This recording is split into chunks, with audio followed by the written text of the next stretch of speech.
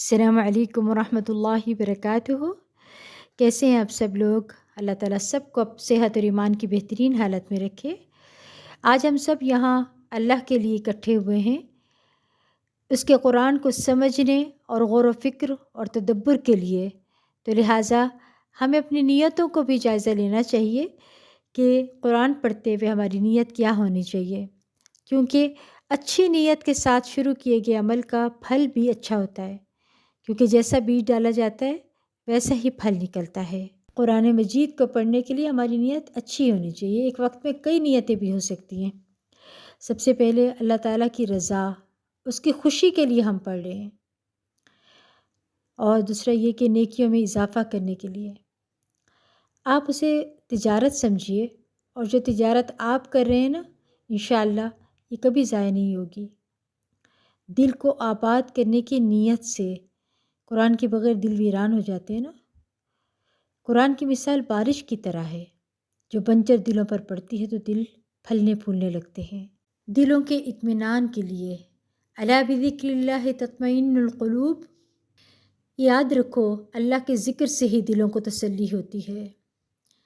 دلوں کی شفا کے لیے، ہدایت کے لیے، یا ایھا الناس قد جاءتکم موعظۃ من ربکم وشفاء لما فی الصدور وہدی ورحمۃ للمؤمنین، اے لوگو تمہارے پاس تمہارے رب کی طرف سے ایک ایسی چیز آئی ہے جو نصیحت ہے، اور دلوں میں جو روگ ہیں ان کے لیے شفا ہے، اور رہنمائی کرنے والی ہے، اور رحمت ہے ایمان والوں کے لیے، ایمان میں اضافے کے لیے۔ انما المؤمنون الذین اذا ذکر اللہ وجلت قلوبهم واذا تلیت علیہم آیاتہ زادتہم ایمانا وعلی ربہم یتوکلون۔ بس ایمان والے تو ایسے ہوتے ہیں کہ جب اللہ کا ذکر آتا ہے تو ان کے قلوب ڈر جاتے ہیں، یعنی ان کے دل ڈر جاتے ہیں، اور جب اللہ کی آیتیں ان کو پڑھ کر سنائی جاتی ہیں تو وہ آیتیں ان کے ایمان کو اور زیادہ کر دیتی ہیں، اور وہ لوگ اپنے رب پر توکل کرتے ہیں۔ عبادت کی غرض سے ہم اس محفل میں بیٹھے ہیں نا، یہ نیت ہے ہماری۔ اور پھر جہنم سے نجات پانے کے لیے بھی رسول اللہ صلی اللہ علیہ وسلم نے فرمایا، اگر قرآن کو کسی چمڑے میں لپیٹ کر آگ میں ڈال دیا جائے تو آگ اسے نہیں کھائے گی۔ گویا جس دل میں قرآن ہوگا وہ آگ سے محفوظ ہو جائے گا باذن اللہ۔ قرآن کو قیامت کے دن سفارش کی امید سے پڑھنا چاہیے، زندگی کو بدلنے اور بہتر راستے پر چلنے کی غرض سے پڑھنا چاہیے، دنیا اور آخرت کے فائدے کے لیے پڑھنا چاہیے، جنت الفردوس کے حصول کے لیے اس کو پڑھنا چاہیے۔ ابن قیم کہتے ہیں، کسی بھی بندے کے لیے قرآن کی قرأت، اس میں لمبا غور و فکر کرنے اور قرآن کی آیات کے معنی پر مرکوز کرنے سے بڑھ کر اس کی زندگی اور آخرت میں اس سے زیادہ فائدہ مند اور اس کی نجات کے لیے اس سے زیادہ بہتر کچھ نہیں ہے۔ آئیے ہم اخلاص نیت کے ساتھ شروع کرتے ہیں۔ اعوذ باللہ من الشیطان الرجیم، بسم اللہ الرحمن الرحیم، رب اشرح لی صدری ویسر لی امری واحلل عقدۃ من لسانی یفقہوا قولی۔ آئیے ہم دوسرے پارے کا آغاز کرتے ہیں۔ بسم اللہ الرحمن الرحیم، سیقول السفہاء من الناس ما ولاہم عن قبلتہم التی کانوا علیہا، قل للہ المشرق والمغرب، یہدی من یشاء إلى صراط مستقیم۔ سيقول السفهاء من الناس ما ولاهم عن قبلتهم التي كانوا عليها قل لله المشرق والمغرب يهدي من يشاء إلى صراط مستقیم۔ جلد ہی نادان لوگ ضرور کہیں گے کہ مسلمانوں کو ان کے پہلے قبلہ سے کس چیز نے پھیر دیا۔ آپ ان سے کہیے کہ مشرق و مغرب تو اللہ ہی کے لیے ہے، وہ جسے چاہتا ہے سیدھی راہ دکھا دیتا ہے۔ رسول اللہ صلی اللہ علیہ وسلم جب ہجرت کر کے مدینہ پہنچے، 16 یا 17 ماہ تک بیت المقدس کی طرف رخ کر کے نماز پڑھتے رہے، جو اہل کتاب کا قبلہ تھا۔ پھر آپ صلی اللہ علیہ وسلم کو بیت اللہ کی طرف رخ کر کے نماز پڑھنے کا حکم ہوا۔ اس پر یہود، منافقین، مشرکین سب نے اعتراض شروع کر دیے کہ اگر پہلا قبلہ درست تھا تو اسے بدلنے کی ضرورت کیا تھی، اور اگر یہ درست ہے تو اتنی دیر ادھر منہ کیوں کیے رکھا۔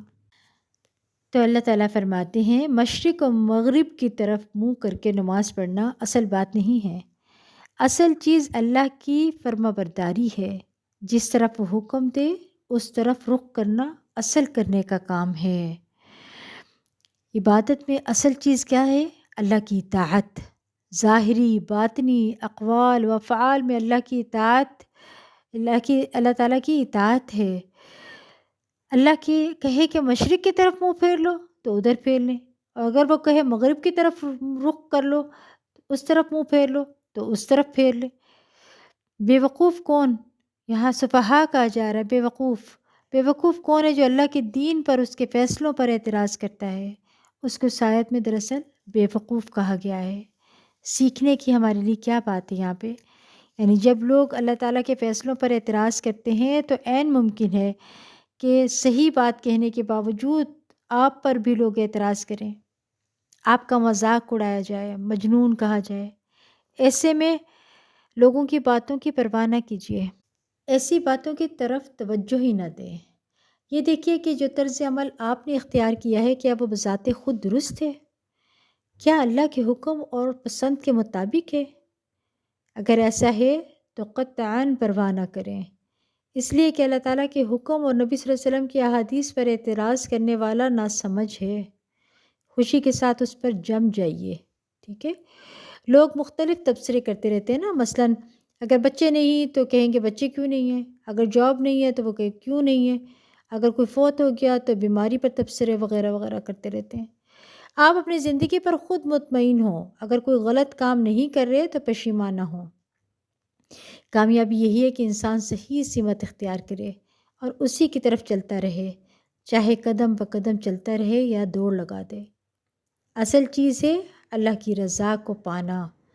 جو شخص لوگوں کی باتوں سے بے نیاز ہو کر نیکی کا کام کرتا ہے وہی نیکی پر استقامت اختیار کرتا ہے۔ عقل مند وہی جو رب کے احکامات کو تسلیم کر لیتا ہے۔ قرآن کی آیات یا نبی صلی اللہ علیہ وسلم کی احادیث پر اگر کوئی اعتراض کرتا ہے تو اصل میں وہی ناسمجھ ہے۔ تو کیا اب ناسمجھ کی بات کو اہمیت دی جائے گی اللہ رب العزت کی بات کے مقابلے میں؟ ہرگز نہیں۔ وَكَذَلِكَ جَعَلْنَاكُمْ أُمَّةً وَسَطًا لِتَكُونُوا شُهَدَاءَ عَلَى النَّاسِ وَيَكُونَ الرَّسُولُ عَلَيْكُمْ شَهِيدًا وَمَا جَعَلْنَا الْقِبْلَةَ الَّتِي كُنْتَ عَلَيْهَا إِلَّا لِنَعْلَمَ مَنْ يَتَّبِعُ الرَّسُولَ مِمَّنْ يَنْقَلِبُ عَلَى عَقِبَيْهِ وَإِنْ كَانَتْ لَكَبِيرَةً إِلَّا عَلَى الَّذِينَ هَدَى اللَّهُ وَمَا كَانَ اللَّهُ لِيُضِيعَ إِيمَانَكُمْ إِنَّ اللَّهَ بِالنَّاسِ لَرَءُوفٌ رَحِيمٌ۔ اور اسی طرح یہ مسلمانوں، ہم نے تمہیں امت وسط بنایا ہے تاکہ تم دنیا کے لوگوں پر گواہ ہو اور رسول محمد صلی اللہ علیہ وسلم تم پر گواہ ہو۔ اور ہم نے آپ صلی اللہ علیہ وسلم کے لیے پہلا قبلہ بیت المقدس صرف اس لیے بنایا تھا کہ ہمیں معلوم ہو کہ کون ہے جو رسول کی پیروی کرتا ہے اور کون الٹے پاؤں پھر جاتا ہے۔ یہ قبلہ کی تبدیلی ایک مشکل سی بات تھی، مگر ان لوگوں کے لیے چندہ مشکل نہیں جنہیں اللہ نے ہدایت دی ہے، اور اللہ تعالیٰ تمہارے ایمان کو ہرگز ضائع نہ کرے گا۔ وہ تو لوگوں کے حق میں بڑا مہربان، نہایت رحم کرنے والا ہے۔ یہ ایک امتحان تھا صحابہ کا۔ مہاجرین کیا مدینہ میں آ کر بیت المقدس کی طرف نماز پڑھیں گے کہ نہیں؟ یعنی آپ کی پیروی کریں گے کہ نہیں؟ اور یہود مدینہ کا امتحان یہ تھا کہ وہ کیا اپنے قبلہ بیت المقدس کو چھوڑ کر کعبہ کی طرف سجدہ کرتے ہیں کہ نہیں؟ کیونکہ مدینہ کے یہود بیت المقدس کی طرف رخ کرتے تھے۔ روایات میں آتا ہے کہ جہاں جہاں یہ آیات پہنچی وہ مانتے گئے۔ کسی جگہ فجر کی نماز میں اطلاع پہنچی تو جماعت نے منہ یعنی اپنا رخ قبلہ کی طرف پھیر لیا۔ منادی کی پکار آئی کہ خبردار رک جائے، یعنی دور کے لوگوں کو جب یہ آواز پہنچی تو تو جو جس حالت میں تھا نماز کے اس نے اپنا رخ پھیر لیا تھا۔ سیدنا برا بن عازب رضی اللہ عنہ کہتے ہیں کچھ جگہ یہ اطلاع ملی لوگ رکوع کی حالت میں تھے، اسی حالت میں پھر گئے، حالانکہ بہت مشکل ہوتا ہے ایسی حالت میں پھرنا۔ تبدیلی کے حکم کا مقصد مسلمانوں کے ایمان کا امتحان لینا تھا۔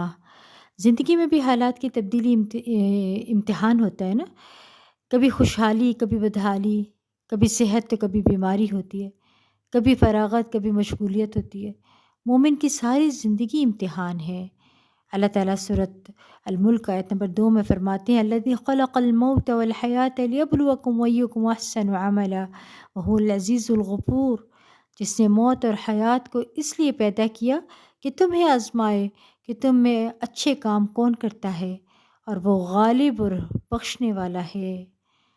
دیکھا یہ جائے گا کہ حالات کیسے بھی ہوں لیکن احسن عمل کون کرتا ہے۔ اب کرنے کا کام کیا ہے کہ احسن عمل ہے، چاہے حالات کیسے بھی ہوں ہر صورت میں کیا ہے احسن عمل ہونا چاہیے۔ احسن عمل کی 2 بڑی شرائط ہیں، ایک اخلاص اور دوسرا نبی کریم صلی اللہ علیہ وسلم کی پیروی۔ یہاں امتحان یہ تھا کہ آپ صلی اللہ علیہ وسلم نے اللہ کے حکم سے قبلہ کا رخ موڑ لیا تو بغیر سوال کیے کون آپ صلی اللہ علیہ وسلم کی پیروی کرتا ہے۔ تبدیلی انسان کی طبیعت پر گراں گزرتی ہے، جگہ کام وقت میں تبدیلی انسان کو مشکل لگتی ہے۔ اصل عبارت کی روح تو یہی ہے کہ جب تبدیلی کے لیے کہا جائے تو تبدیل ہو جاؤ۔ اس آیت میں ایمان سے مراد نماز ہے۔ لوگوں کے دل میں خیال پیدا ہوا کہ جو نمازیں دوسرے قبلہ کی طرف رخ کر کے پڑھی تھی وہ ضائع تو نہیں ہو گئیں۔ انہیں بتایا جا رہا ہے کہ اللہ تعالیٰ نے ان نمازوں کو بھی قبول کر لیا کیونکہ وہ بھی اللہ کے حکم کے مطابق ہی کی تھی نا۔ رعوف سے ہے کہ رأفت جو رحمت کا سب سے آخری حصہ کہلاتا ہے، یعنی وہ مرحلہ جو رحمت کے بعد آتا ہے۔ جب رحمت شدت پکڑتی ہے نا تو وہ رعوف ہی ہو جاتا ہے۔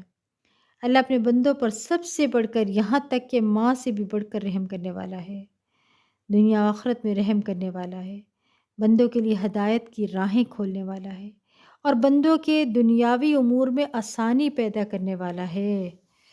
احسن عمل کیا ہے کہ اللہ تعالیٰ نے زندگی اور موت کو پیدا ہی اس لیے کیا ہے کہ تمہیں آزمائے کہ تمہیں اچھے کام کون کرتا ہے، اور وہ غالب اور بخشنے والا ہے۔ دراصل دیکھا ہی جائے گا کہ حالات کیسے بھی ہوں لیکن احسن عمل کون کرتا ہے۔ کرنے کا کام احسن عمل ہے چاہے حالات کیسے بھی ہوں۔ احسن عمل کی 2 بڑی شرائط ہیں، ایک کیا ہے اخلاص اور دوسرا نبی کریم صلی اللہ علیہ وسلم کی پیروی۔ یہاں امتحان یہ تھا کہ آپ صلی اللہ علیہ وسلم نے اللہ کے حکم سے قبلہ رخ کر موڑ لیا، ٹھیک ہے، تو بغیر سوال کیے کون آپ صلی اللہ علیہ وسلم کی پیروی کرتا ہے یہ دیکھنا تھا۔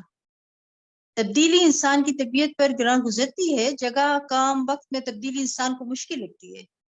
اصل عبارت کی روح تو یہی ہے کہ جب تبدیلی کے لیے کہا جائے تو تبدیل ہو جاؤ۔ ایک امتحان تھا صحابہ کا، مہاجرین کیا مدینہ میں آ کر بیت المقدس کی طرف نماز پڑھیں گے کہ نہیں، یعنی آپ کی پیروی کریں گے کہ نہیں، اور یہود مدینہ کا امتحان یہ تھا کہ وہ کیا اپنے قبلہ بیت المقدس کی طرف مطلب اس کو چھوڑ کر کعبہ کی طرف سجدہ کرتے ہیں کہ نہیں، کیونکہ مدینہ کے یہود بیت المقدس کی طرف رخ کرتے تھے نا۔ روایت میں آتا ہے اگر انسان سچی توبہ کر لے سب گناہوں پر جو نادانیوں میں کیے تھے تو اللہ تعالیٰ اس کے تمام گناہوں کو جو گزشتہ کیے تھے ان کو نیکیوں میں بدل دیتا ہے۔ کیا ہم اللہ کی بات سمجھ نہیں آتی ان لوگوں کو، یا ہمارے دل اس کو نہیں مانتے؟ تو یہاں اللہ تعالیٰ امتحان کی بات یہاں کر رہے ہیں کہ اتباع کیا ہے، اصل آیا ہے نا کہ ایڑیوں کے بل پھر گئے تھے، جس طرف ان کا قبلہ کی طرف منہ تھا اور بیت المقدس کی طرف، اور جب حکم ہوا تو جیسے وہ کھڑے تھے نا اللہ کے نبی صلی اللہ علیہ وسلم ایک سائڈ سے چلے اور بالکل پچھلی طرف جا کے کھڑے ہو گئے۔ جب وہ چل کر گئے تو صحابہ ان کے پیچھے پیچھے نہیں چلے بلکہ وہیں کھڑے کھڑے اپنے ایڑیوں کے اوپر یوں کر کے مڑ گئے دوسری طرف کو، انہوں نے اس طرح سے اس پکار کو لے لیا۔ اور آتا ہے روایت میں آتا ہے کہ جہاں جہاں یہ آیات پہنچی وہاں وہ مانتے گئے، یعنی کسی جگہ فجر کی نماز میں اطلاع پہنچی تو جماعت کی جماعت نے منہ کر قبلہ کی طرف پھیر لیا۔ منادی کی جب ہر طرف منادی چلے گئے کیا کہا انہوں نے، خبردار رک جائے۔ किबला की तरफ रुख कर लो, यानी आप काबा की तरफ रुख कर लो। बर्रा बिन आजिब रदियल्लाहु अन्हु कहते हैं कुछ जगह ये इत्तला मिली लोग रुकू की हालत में थे, उसी हालत में फिर गए। हालांकि ये मुश्किल होता है रुकू की हालत में फिरना, और फिर भी वो उसी हालत में फिर गए। तब्दीली के हुक्म का मकसद मुसलमानों के ईमान का इम्तिहान लेना था, और ये देखना मकसूद था कि कौन अल्लाह और रसूल के हुक्म की पैरवी करता है। फिर अल्लाह ताला क्या फरमाते हैं, आगे कहते हैं कि हम तुम्हारे चेहरे का बार बार आसमान की तरफ उठना देख रहे हैं, लिहाजा हम आपको उसी किबला की तरफ फेर देते हैं जो आपको पसंद है। सो अब आप अपना रुख मस्जिद हराम काबा की तरफ फेर लीजिए, और जहां कहीं भी तुम लोग हो अपना रुख उसी की तरफ फेर लिया करो। और जिन लोगों की किताब तौरात दी गई है वो खूब जानते हैं कि तहवील किबला का ये हुक्म उनके रब की तरफ से है और बिल्कुल दुरुस्त है। उसके बावजूद जो कुछ ये कर रहे हैं अल्लाह उससे बेखबर नहीं है। और फिर अल्लाह फरमाते हैं आप उन अहले किताब के पास कोई भी निशानी ले आए, वो आपके किबला की पैरवी न करेंगे, ना ही आप उनके किबला की पैरवी कर सकते हैं, बल्कि कोई भी दूसरे की किबला की पैरवी करने वाला नहीं। अगर आप सल्लल्लाहु अलैहि वसल्लम उस इल्म के बाद जो आपके पास आ चुका है उनके ख्वाहिशात की पैरवी करेंगे तो यकीनन आपका शुमार जालिमों में से हो जाएगा। असल में ना यहूद सखरा की तरफ रुख करते थे और नसारा इबादत में मशरिकी हिस्से की तरफ रुख करते थे। जब उनका किबला एक दूसरे से मुख्तलिफ है तो फिर आप सल्लल्लाहु अलैहि वसल्लम पर एतराज क्यों करते हैं? यहाँ अल्लाह ताला ये कह रहे हैं अपने ऊपर जुल्म करना क्या है यहाँ पर? इल्म आने के बाद ख्वाहिशात की पैरवी करना। ठीक है, फिर क्या फरमाया जाता है, अल्लज़ीना आतैनाहुमुल किताब यअरिफूनहु कमा यअरिफून अब्नाअहुम व इन्न फरीक़म मिनहुम लयक्तमूनल हक़्क़ व हुम यअलमून।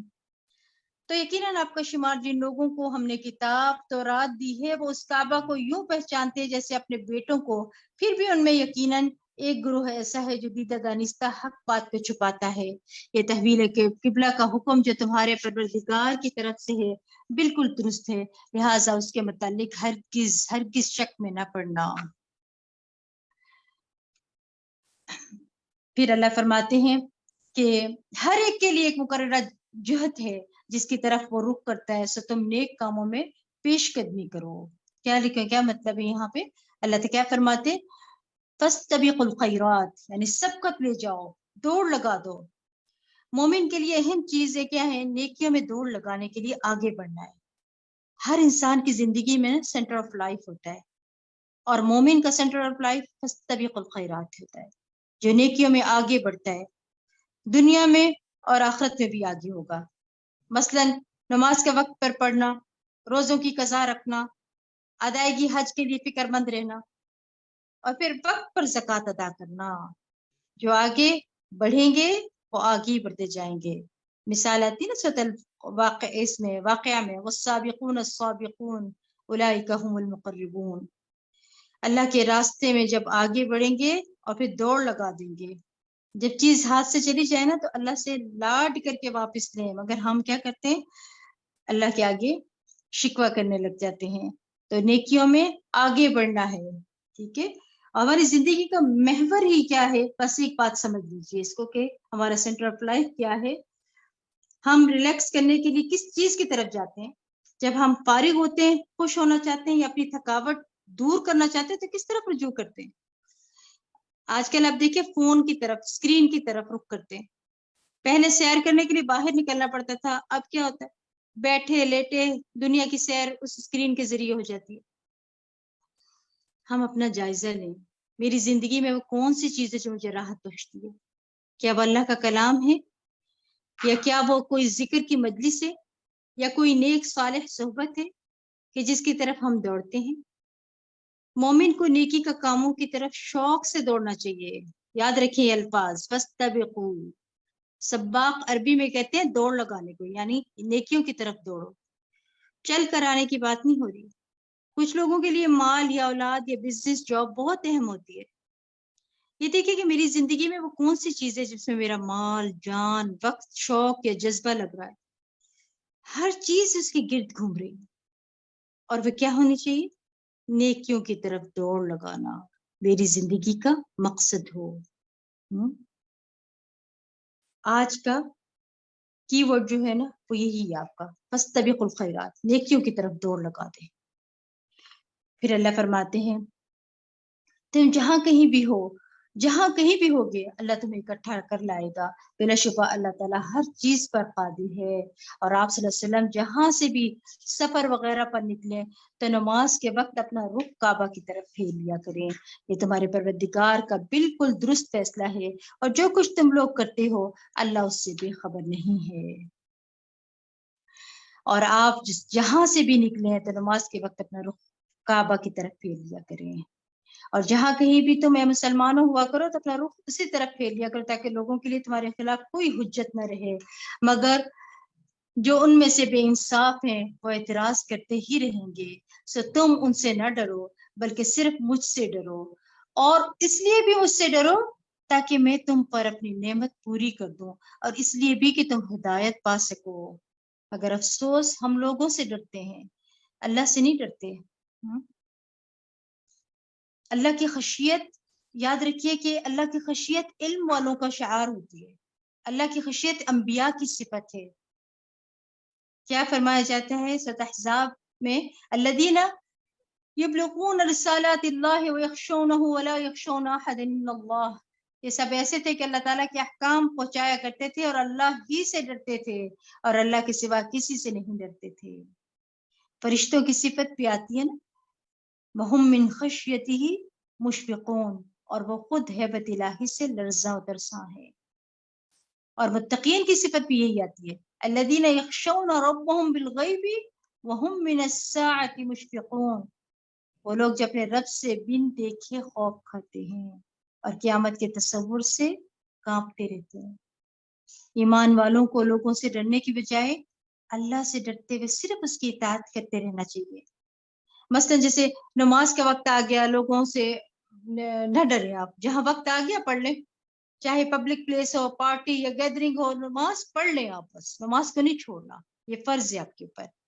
اور حجاب کرنے یا حلال مال کمانے کی بات ہو، حق بیان کرنے کی بات ہو، اللہ ہی کی طرف رجوع کریں، لوگوں سے نہ ڈرا کریں، کیونکہ اللہ کا ڈر نجات دینے کا ذریعہ ہے۔ رسول اللہ صلی اللہ علیہ وسلم نے فرمایا 3 چیزیں نجات دینے والی ہیں، جن میں سے ایک چھپے اور ظاہر میں اللہ کی خشیت، یعنی سب کے سامنے بھی اور تنہائی میں بھی اللہ سے ڈرنا ہے۔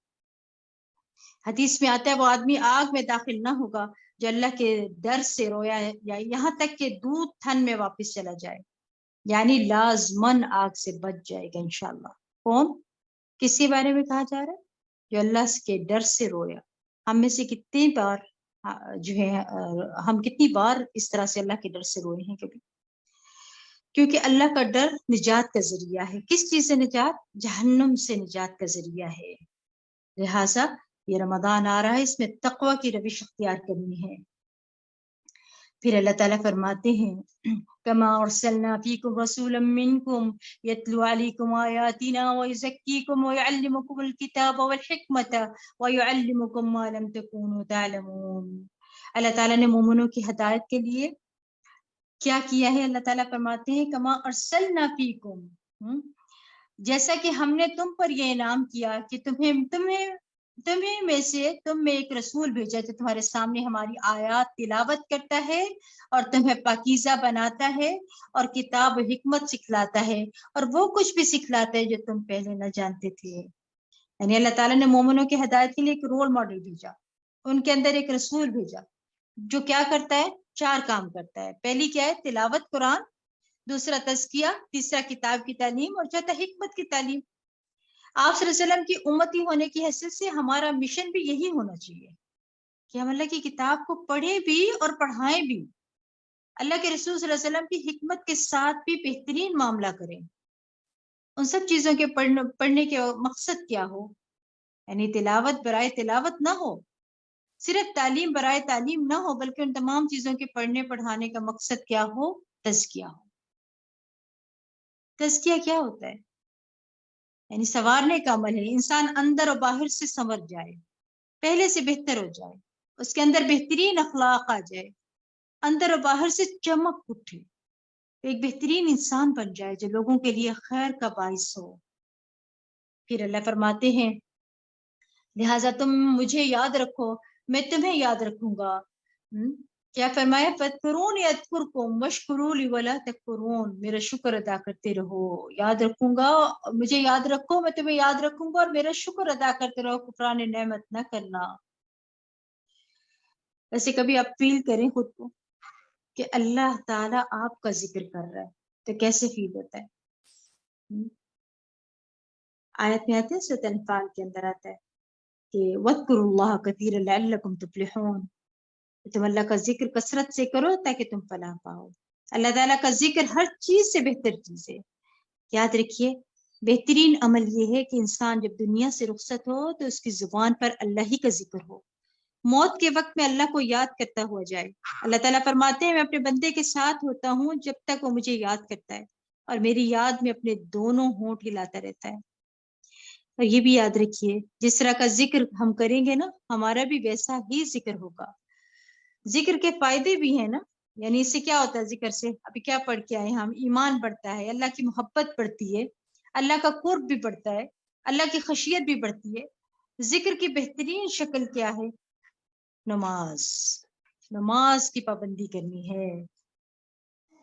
اور اللہ تعالیٰ کیا فرما رہے؟ ذکر کے بعد، شکر کے بعد، یعنی یہاں اللہ سبحانہ تعالیٰ فرما رہے یا ایھا الذین آمنوا استعینوا بالصبر والصلاۃ، یعنی ذکر اور شکر کے بعد اللہ صبر کی بات کر رہے ہیں یہاں پر۔ خوشحال ترین انسان کون ہوتے ہیں؟ جو کہ مطلب صبر کرنے والے بھی ہوتے ہیں، یعنی اللہ کی نعمتوں پر محبت کا رویہ اور بہترین عمل کا رویہ کیا ہے؟ صبر۔ مشکلات آنے پر صبر کا رویہ، اور ان تمام چیزوں میں مددگار ہوتی ہے کیا چیز؟ نماز، کیونکہ اللہ تعالیٰ کیا فرماتے ہیں؟ نماز کی طرف دوڑو۔ اور جب کوئی مشکل آتی ہے تو کیا ہوتا ہے؟ سب سے پہلے ضرب نماز پر ہی پڑتی ہے، لیکن اللہ تعالیٰ یہاں کہتے ہیں صبر اور نماز سے مدد لو، یقیناً اللہ صبر کرنے والوں کے ساتھ ہے۔ اور جو لوگ اللہ کی راہ میں شہید ہو جائے انہیں مردہ نہ کہو، کیونکہ وہ حقیقتاً زندہ ہے، مگر تم ان کی زندگی کی کیفیت کو سمجھ نہیں سکتے، اور ہم ضرور تمہیں خوف اور فاقہ میں مبتلا کر کے نیز جان و مال اور پھلوں کے خسارہ میں مبتلا کر کے تمہاری آزمائش کریں گے۔ اور اے نبی صلی اللہ علیہ وسلم، ایسے صبر کرنے والوں کو خوشخبری دے دیجیے کہ جب انہیں کوئی مصیبت آئے تو فوراً کہہ اٹھتے ہیں، کیا کہتے ہیں؟ اذا اصابتهم مصیبت قالوا انا للہ وانا الیہ راجعون، فوراً اللہ کی طرف دوڑتے ہیں، اور فوراً کیا کہتے ہیں؟ ہم خود بھی اللہ ہی کے مالک ہیں، یعنی کہ مصیبت آئے تو فوراً کہہ اٹھتے ہیں کہ ہم خود بھی اللہ ہی کے مالک ہیں اور اسی کی طرف ہم لوٹ کر جانے والے ہیں۔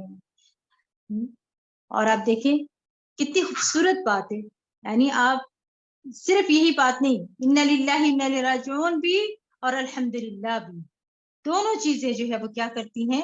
آپ کو نجات کا ذریعہ ہیں، خوشخبری ہے۔ صبر کا اجر بھی بہت ہے۔ یاد رکھیے کہ ہر انسان کی آزمائش ہوتی ہے، ہر ایک کسی نہ کسی چیز سے آزمایا جاتا ہے۔ جیسے ام موسیٰ خوف کا شکار ہوئیں اپنے بیٹے کو دریا میں بہا کر، ام موسیٰ کی آزمائش اپنے بچے کو دریا میں بہا کر ہوئی تھی نا۔ اور پھر آپ دیکھیں خیر کثیر بھی ملتا ہے صبر کی وجہ سے، بے حساب اجر بھی ہے، مغفرت بھی ہے۔ صبر کا اظہار کیسے ہوگا؟ یہ دیکھیں، صبر کا اظہار رویہ اور باتوں سے ہوگا۔ اور پھر اللہ تعالیٰ فرماتے ہیں دراصل ایسا ہوتا ہے کہ جب مصیبت آ جائے نا، تو مصیبت کی بات یاد آنے پر سب سے پہلا جملہ جو مومن سے نکلنا چاہیے نا منہ سے، وہ کیا ہے؟ انا للہ راجعون۔ جب انسان آخرت کو یاد کر لیتا ہے تو مصیبت ہلکی ہو جاتی۔ پھر بیٹا چلا گیا تو ہم بھی جانے والے ہیں، اب بیٹے جانے کے بعد بہت زیادہ دکھ اور تکلیف کا اظہار ہوتا ہے، بہت بڑا صدمہ ہوتا ہے، لیکن صبر کی بات کی گئی ہے، یہ سوچ کر کہ میں نے بھی جانا ہے۔ جن لوگوں نے آخرت اور واپسی کے سفر کو یاد کیا نا، ان کے لیے مصیبتیں آسان ہو گئی پھر۔ اور ویسے اللہ تعالیٰ اس دعا کے پڑھنے والے کو دنیا میں بھی بہترین نعمت بدل ادا کرتے ہیں۔ اور آپ کو معلوم ہے کہ اگر کسی کا چھوٹا بچہ فوت ہو جائے تو حدیث میں آتا ہے اللہ تعالیٰ فرشتوں سے پوچھتے ہیں تم نے میرے بندے کے بیٹے کی روح قبض کر لی؟ وہ کہتے ہیں ہاں۔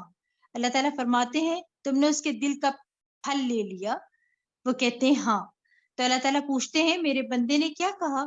فرشتے کہتے ہیں اس نے تیری حمد بیان کی اور کہا انا للہ و انا الیہ راجعون۔ تو اللہ تعالیٰ فرماتے ہیں میرے بندے کے لیے جنت میں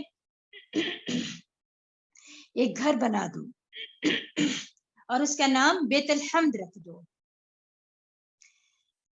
اب دیکھیے اہم بات یہ جو یاد رکھنے کی وہ کیا ہے، ان للہ و انا الیہ راجعون کے ساتھ الحمدللہ اللہ میں راضی ہوں پڑھنا ہوتا ہے.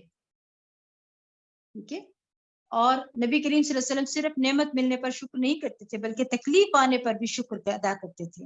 الحمدللہ علی کل حال پڑھا کرتے تھے. پھر اللہ تعالیٰ فرماتے ہیں کہ اولئک علیہم صلوات من ربہم ورحمۃ واولئک هم المہتدون. ایسے ہی لوگ ہیں، ایسے ہی لوگوں پر ان کے پروردگار کی طرف سے عنایت اور رحمتیں برستی ہیں اور ایسے ہی لوگ ہدایت یافتہ ہوتے ہیں. ان الصفا والمروة من شعائر الله فمن حج البيت او اعتمر فلا جناح عليه ان يطوف بهما ومن تطوع خيرا فإن الله شاكر عليم. ایک بات تو نوٹ کر لیں کہ جب آپ حج عمرے پہ جاتے ہیں نا تو صفا مروہ کے درمیان میں جب شروع کرتے ہیں صفا کی چوٹی سے جب آپ لوگ ابتدا کرتے ہیں تو یہ چوتھے کلمے کے ساتھ یہ دعا پڑھنی ہوتی ہے. یہاں سے آیت نمبر 158. ٹھیک ہے. اب دیکھیں صبر کی عظیم ترین مثال ہے یہاں پہ. حضرت ہاجرہ نے اللہ کے حکم سے صبر کرتے ہوئے کیا کیا تھا، تنہا اس جگہ پر صبر کے ساتھ زندگی گزاری، خوشی خوشی وہ دن کاٹے. آپ آج کل دیکھیں سنگل مدر ہوتی ہے، اس کی زندگی کتنی مشکل ہو جاتی ہے صرف یہ سوچ سوچ کر کہ ہمارے ساتھ یہ کیوں ہو گیا. کسی پر ایسا مشکل وقت آ جائے تو کیا کرے، حضرت ہاجرہ کی کہانی یاد رکھیے. انہوں نے مشکل وقت کیسے گزارا تھا، بچے کی تربیت کیسے کی تھی. آج کی مائیں ہر وقت یہی رونا روتی رہتی ہیں کہ باپ تربیت میں کوئی حصہ نہیں ڈالتا، سارا کچھ مجھے ہی کرنا پڑتا ہے، مجھے ہی سمجھانا ہوتا ہے. سمجھنے کی بات کہ سارا اجر بھی تو ماں کے لیے ہے نا اس تربیت اور تکلیف پر، یعنی یہ صبر بھی تو آپ ہی کو تو مل رہا ہے. یاد رکھیے جو لوگ اللہ کی خاطر صبر کر جاتے ہیں نا تو پھر اللہ ان کے قدموں کو بھی یادگار بنا دیتا ہے. جیسے حضرت ہاجرہ کے پاؤں صفا مروہ میں پڑتے ہیں، یعنی آپ دیکھیں بڑے بڑے لوگ اس کی پیروی کرتے ہیں. سبحان اللہ. تو پھر کیا ہے، کیا یاد رکھنا ہے یہاں پر، ہر چیز اللہ کی کسی حکمت کے تحت ہوتی ہے، کوئی وجہ ہوتی ہے. زندگی میں جب کچھ لیا جاتا ہے نا تو کچھ دیا بھی جاتا ہے. ان مع العسر یسرا، بے شک مشکل کے ساتھ آسانی ہے. جو لوگ اللہ کی خاطر صبر کر جائیں تو اللہ تعالیٰ ان کے قدموں کے نشان بھی یادگار بنا دیتا ہے. یاد رکھیے گا. پھر اللہ فرماتے ہیں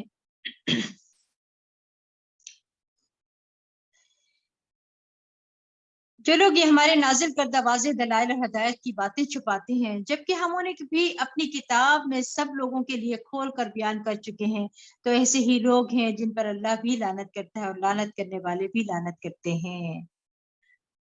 البتہ جن لوگوں نے اس کام سے توبہ کر لی اور اپنی اصلاح کر لی اور جو بات چھپائی تھی اس کی وضاحت کر دی تو میں ایسے ہی لوگوں کی توبہ قبول کرتا ہوں اور میں ہر ایک کی توبہ قبول کرنے والا اور نہایت رحم کرنے والا ہوں. اب یہاں کیا سمجھ آ رہا ہے، جرم کا اعتراف کیا جائے پھر توبہ کی جائے تو توبہ قبول ہو جاتی ہے. اس لیے کبھی بھی توبہ کریں اللہ سے تو اپنے گناہوں کا اقرار کر کے یاد کر کے تو پھر اللہ تعالیٰ توبہ کو قبول کر لیتے ہیں. جو لوگ کفر کرتے رہے پھر اسی کفر کی حالت میں مر گئے تو ایسے لوگوں پر اللہ کے فرشتوں کی اور سب لوگوں کی لعنت ہے. یعنی اللہ کی رحمت سے کون محروم رہتے ہیں؟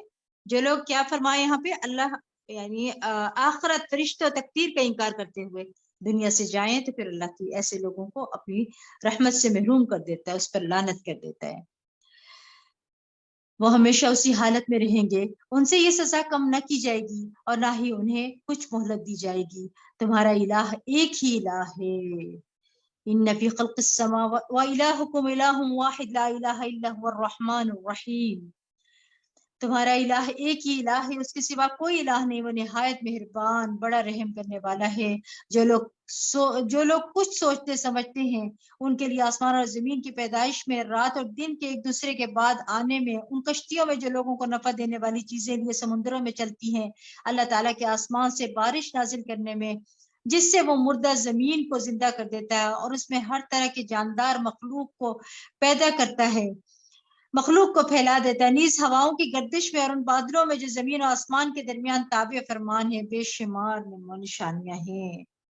اگر کسی تک پیغمبر کا پیغام نہ بھی پہنچے، حدیث نہ بھی پہنچے، کوئی دعوت دینے والا نہ بھی پہنچے، پھر بھی یہ ساری نشانیاں رب کی طرف سے دعوت دے رہی ہیں کہ ان سب کا بنانے والا ہی عبادت کے لائق ہے، اسی کے آگے سر جھکاؤ، اسی کو یاد کرو، اسی کے لیے نماز، قربانی، صدقہ، سارے نیک اعمال کرو، سارے اعمال صرف اسی کی محبت میں ہونے چاہیے نا۔ پھر اللہ فرماتے ہیں ان نشانیوں کے باوجود کچھ لوگ ایسے ہیں جو غیر اللہ کو اس کا شریک بناتے ہیں، وہ ان شریکوں کو یوں محبوب رکھتے ہیں جیسے اللہ کو رکھنا چاہیے۔ مخلوق کی محبت چاہے وہ آسمان اور زمین کی ہو، چاہے کسی انسان یا کسی بت کو، اگر وہ محبت حد سے بڑھ جائے، وہ اللہ کی محبت سے زیادہ ہو جائے، تو وہ شرک فی المحبہ، محبت میں شرک ہو جاتا ہے۔ پھر یہاں اس آیت میں یہ بتایا جا رہا ہے، یعنی اتنی محبت کر لیتے ہیں کہ اللہ کو اس کا شریک بنا دیتے ہیں، شرک کرتے ہیں، وہ ان شریکوں کو یوں محبوب رکھتے ہیں جیسے اللہ کو رکھنا چاہیے۔ اور جو ایماندار ہیں وہ تو سب سے زیادہ اللہ ہی سے محبت رکھتے ہیں۔ کاش ان ظالموں کو آج یہ بات سوجھ جائے جو انہیں عذاب دیکھ کر سوجے گی کہ قوت تو تمام تر اللہ ہی کے لیے ہے، نیز یہ کہ اللہ سزا دینے میں بہت سخت ہے۔ یہ دیکھو کاش کا لفظ آیا نا، تو میری پیاری بہنوں میں تو کہتی ہوں کہ کاش آج ہم خود کو بدل لیں، اپنی اصلاح کر لیں، خود کو شرک سے بچا لیں، تو پھر قیامت کے دن کاش نہ کہنا پڑے گا۔ اور آج لوگ سمجھتے ہیں کہ پیر صاحب ہمیں بچا لیں گے، اور یہاں پر دیکھیں کیا بتایا جا رہا ہے، شرک نہیں کرنا۔ دیکھیں میں اور آپ اپنے دلوں کا جائزہ لیں، آپ کی زندگی میں سب سے زیادہ اہم کون ہے؟ آپ سب سے زیادہ کس کو یاد کرتے ہیں؟ آپ سب سے زیادہ کس کے ساتھ بات کر کے خوش ہوتے ہیں؟ آپ سب سے زیادہ کس پر بھروسہ کرتے ہیں؟ جب آپ کو کوئی مال ملتا ہے تو سب سے پہلے کس کے لیے نکالتے ہیں؟ کس کے لیے جمع کرتے ہیں؟ کس کے لیے صدقہ کرتے ہیں؟ تو جس کے لیے سب کچھ کرتے ہیں نا، تو وہی آپ کا محبوب ہے، اور وہی آپ کا محبوب اور معبود بھی ہے۔ پھر جو سب سے بڑا محبوب ہوتا ہے وہی اصل میں معبود ہوتا ہے نا۔ اگر اللہ کو معبود مانا ہے تو سب سے بڑھ کر محبت بھی پھر اسی سے ہونی چاہیے۔ جس کے ساتھ محبت ہوتی ہے نا، اس کے لیے انسان بڑی بڑی قربانیاں کر جاتا ہے، باقی چیزوں کو پیچھے رکھتا ہے، اس کو آگے رکھتا ہے، اس کی پسند ناپسند کو سامنے رکھتا ہے۔ یاد رکھیے اللہ کی محبت انسان کے اعضاء پر بھی ظاہر ہوتی ہے۔ جب انسان کے دل میں اللہ کی محبت آتی ہے نا، تو وہ اللہ کی اطاعت میں بہت محنت کرنے لگتا ہے، اس کے دین کی خدمت کے لیے چاق و چوبند بھی ہو جاتا ہے، اللہ کی رضا کو حاصل کرنے کا حریص ہوتا ہے، پھر اس کو حرص ہوتا ہے، اللہ کی رضا کا حرص ہوتا ہے، وہ اس کے ساتھ سرگوشیاں کرنے میں لذت حاصل کرتا ہے، اللہ کے فیصلوں پر راضی ہو جاتا ہے، اسے اللہ کی ملاقات کا شوق لگ جاتا ہے کہ کب اللہ سے ملاقات ہوگی، اسے اللہ کے ذکر سے انس حاصل ہوتا ہے۔ پھر اللہ فرماتے ہیں آپ کو مومن، جو مومن ہوتے ہیں نا، اسے اللہ کے ذکر کے بغیر وحشت ہونے لگتی ہے، وہ لوگوں سے دور بھاگتا ہے تاکہ تنہائی میں اللہ کو یاد کر سکے، وہ تنہائیوں کو پسند کرتا ہے، اس کے دل سے دنیا کی محبت نکل جاتی ہے، قدرتی طور پر اس کے دل میں ہر اس شخص کی محبت آتی ہے جو اللہ سے محبت کرتا ہے، اس کے دل میں اس کام کی محبت آ جاتی ہے جو اللہ کا پسندیدہ کام ہوتا ہے، اور اللہ کو سارے کے سارے غیر اللہ پر ترجیح دے دیتا ہے کہ اللہ ہی سب کچھ ہے۔ پھر اللہ تعالیٰ کیا فرما رہے ہیں آگے؟ اللہ تعالیٰ فرماتے ہیں اتبرأ الذین اتبعوا من الذین اتبعوا ورأوا العذاب وتقطعت بهم الاسباب۔ جب پیشوا قسم کے لوگ جن کی دنیا میں پیروی کی جاتی تھی عذاب کو دیکھیں گے تو اپنے پیرووں یعنی مریدوں سے بیزار ہو جائیں گے اور ان کے باہمی تعلقات منقطع ہو جائیں گے۔ اب دیکھیے حسرت کے 3 واقعے یہاں پہ آ رہے ہیں، اور جو لوگ پیروی کرتے رہے مرید، وہ بول اٹھیں گے کاش ہمیں دنیا میں جانے کا پھر ایک موقع ملے تو ہم بھی ان سے ایسے ہی بیزار ہو جائیں جیسے آج ہم سے بیزار ہو گئے۔ ایسے لوگ کیا کریں گے جو نافرمان ہے، شرک کرنے والے لوگ ہیں، دنیا کی محبت میں غرق اور غیر اللہ کی محبت میں غرق، موت کے وقت حسرت کے شکار ہوں گے، صرف موت کے وقت نہیں بلکہ قبر میں حسرت کا شکار ہوں گے، آخرت میں حسرت کا شکار ہوں گے۔ یاد رکھیے سورۃ البقرہ کی بہت جامع سورہ ہے یہ، ایسی سورہ نہیں ہے، یہ آپ کو ہر چیز اس سورت کے اندر مل رہی ہے۔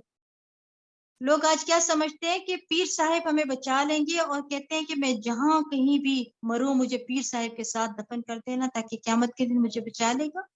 اللہ یہاں کچھ اور کہہ رہے، اس دن حسرتیں ہو رہی ہوں گی، کوئی کسی کو نہیں بچا سکے گا۔ وہ کہیں گے آج یہ ہمیں نہیں بچا رہے، ہمیں دنیا میں واپس بھیجو، ہم اب ان کو کر کے دکھاتے ہیں کہ جو انہوں نے ہمارے ساتھ یہاں کیا۔ سورۃ البقرہ میں بہت کچھ ملتا ہے، جامع سورت ہے۔ حضرت عمر رضی اللہ عنہ نے یہ سورت 12 سال میں پڑھی تھی، اور جس دن یہ سورت مکمل ہوئی تھی اس دن خوشی میں ایک بہت بڑا اونٹ ذبح کیا تھا انہوں نے۔ ان کے بیٹے عبداللہ بن عمر رضی اللہ عنہ نے یہ سورت 8 سال میں سمجھی تھی۔ سبحان اللہ۔ اللہ تعالی ہمیں بھی اس سورت کے ساتھ ایک طویل عرصہ گزارنے کی توفیق عطا فرمائے، آمین یا رب العالمین۔ پھر اللہ تعالیٰ کیا فرماتے ہیں؟ اللہ تعالیٰ انہیں ان کے اعمال اس طرح دکھلائے گا کہ وہ ان پر حسرتوں کا موقع مرقع بن جائیں گے، اور وہ دوزخ سے کسی قیمت پر بھی نکل نہ سکیں گے۔ لوگوں، زمین میں جو حلال اور پاکیزہ چیزیں ہیں وہی کھاؤ، اور شیطان کے پیچھے نہ لگ جاؤ، وہ تو تمہارا کھلا دشمن ہے۔ اور دیکھیں، اگر حلال کھا کر شکر ادا کرو کہہ رہے ہیں تو یہ بھی عبادت ہے نا، کہ انسان حلال کھاتا ہے پھر اللہ تعالیٰ کا شکر ادا کرتا ہے، کیونکہ اللہ نے حلال کھانے کا حکم دیا ہے، لہٰذا اللہ کا حکم مانتے ہوئے عبادت میں مشغول رہتے ہیں۔ پھر وہ یعنی حلال کھا رہے ہیں تو گویا کہ وہ عبادت کر رہے ہیں۔ پھر اللہ فرماتے ہیں وہ تو تمہیں برائی اور بے حیائی کا ہی حکم دے گا، نیز اس بات کا کہ تم اللہ کے ذمہ ایسی باتیں لگا دو جن کا تمہیں خود علم نہیں۔ اسی طریقے کی پیروی کریں گے جس پر ہم نے اپنے ابا اجداد کو، اور جب ان کفار و مشرکین سے کہا جاتا ہے کہ اس چیز کی پیروی کرو جو اللہ نے نازل کی ہے، تو وہ کہتے ہیں کہ اسی طریقے کی پیروی کریں گے جس پر ہم نے اپنے ابا و اجداد کو پایا ہے۔ اگر ان کے ابا و اجداد ہی کچھ نہ سمجھتے ہوں اور نہ وہ راہ ہدایت پر ہوں تو کیا پھر بھی یہ لوگ انہی کی پیروی کریں گے؟ آپ دیکھیں کتنا میں کہتی ہوں کہ ہلا دینے والی آیات ہیں۔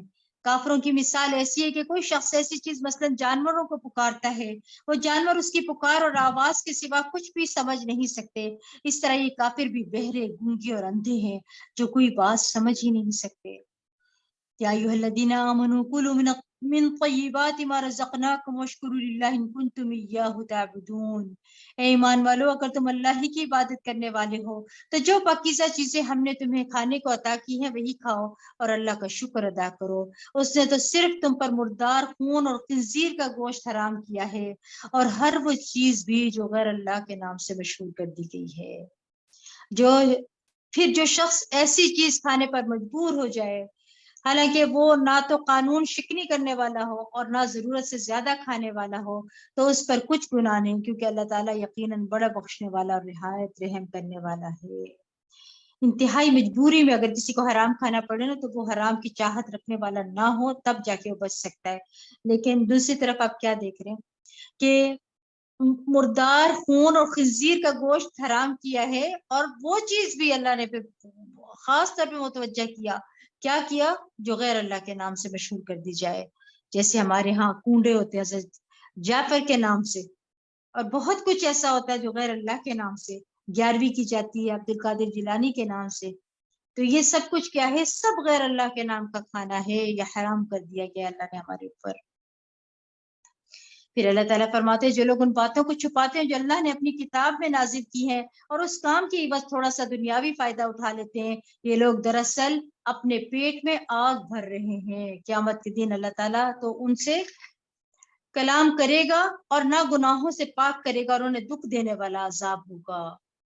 پھر اللہ تعالیٰ فرماتے ہیں کہ یہی لوگ ہیں جنہوں نے ہدایت کے بدلے گمراہی اور مغفرت کے بدلے عذاب مول لے لیا۔ یہ لوگ دوزخ کی آگ پر کتنا بڑا صبر کرنے والے ہیں۔ اللہ تعالیٰ پوچھتے ہیں یہاں پہ کہ انہوں نے کیا کیا ہے؟ اولئک الذین اشتروا الضلالۃ، انہوں نے گمراہی کو خرید لیا ہدایت کے بدلے، مغفرت کے بدلے۔ اللہ کہہ رہے کس بات پہ؟ فما اصبرهم علی النار، یہ آگ کے اوپر کیسے صبر کیے ہوئے؟ کتنا بڑا صبر کر رہے ہیں یہ آگ کے اوپر۔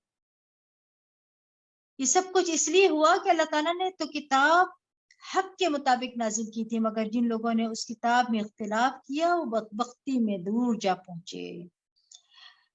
نیکی یہی نہیں کہ تم اپنا رخ مشرق یا مغرب کی طرف پھیر لو، بلکہ اصل نیکی یہ ہے کہ کوئی شخص اللہ پر، روز قیامت پر، فرشتوں پر، کتابوں پر، نبیوں پر ایمان لائے اور اللہ سے محبت کی خاطر۔ اللہ تعالیٰ کیا فرما رہے ہیں یہاں پر کہ وَآتَى الْمَالَ عَلَى حُبِّهِ ذَوِي الْقُرْبَى وَالْيَتَامَى وَالْمَسَاكِينَ وَابْنَ السَّبِيلِ وَالسَّائِلِينَ وَفِي الرِّقَابِ وَأَقَامَ الصَّلَاةَ وَآتَى الزَّكَاةَ وَالْمُوفُونَ بِعَهْدِهِمْ إِذَا عَاهَدُوا وَالصَّابِرِينَ فِي الْبَأْسَاءِ وَالضَّرَّاءِ وَحِينَ الْبَأْسِ أُولَئِكَ الَّذِينَ صَدَقُوا وَأُولَئِكَ هُمُ الْمُتَّقُونَ۔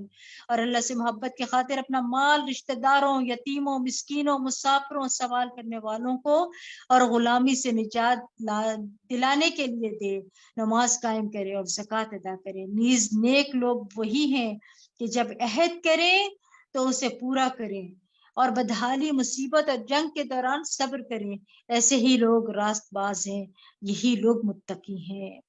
لیجیے متقین کی اور صفات آ گئی ہیں یہاں پر۔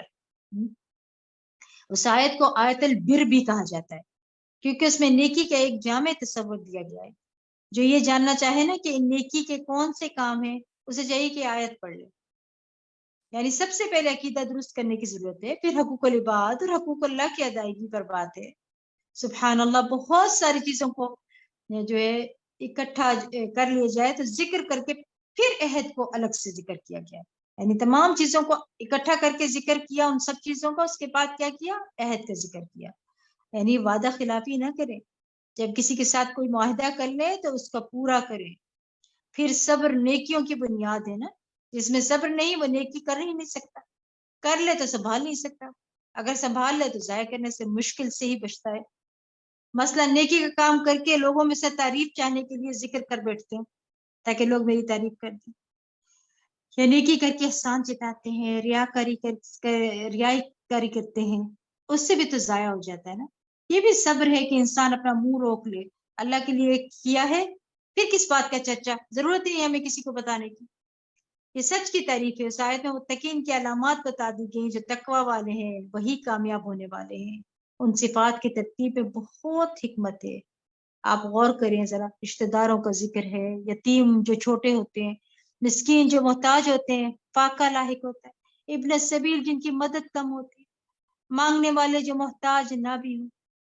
یاد رکھیے رشتہ دار صدقے کا زیادہ مستحق ہے نسبتاً دوسرے لوگوں کے۔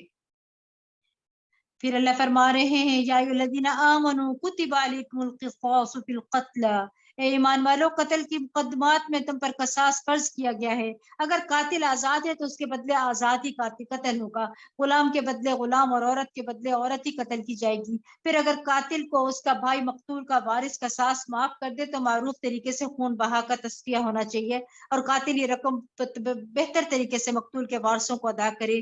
یہ دیت کی ادائیگی تمہارے پروردگار کی طرف سے رخصت اور اس کی رحمت ہے، اس کے بعد بھی جو شخص زیادتی کرے اسے دردناک عذاب ہوگا۔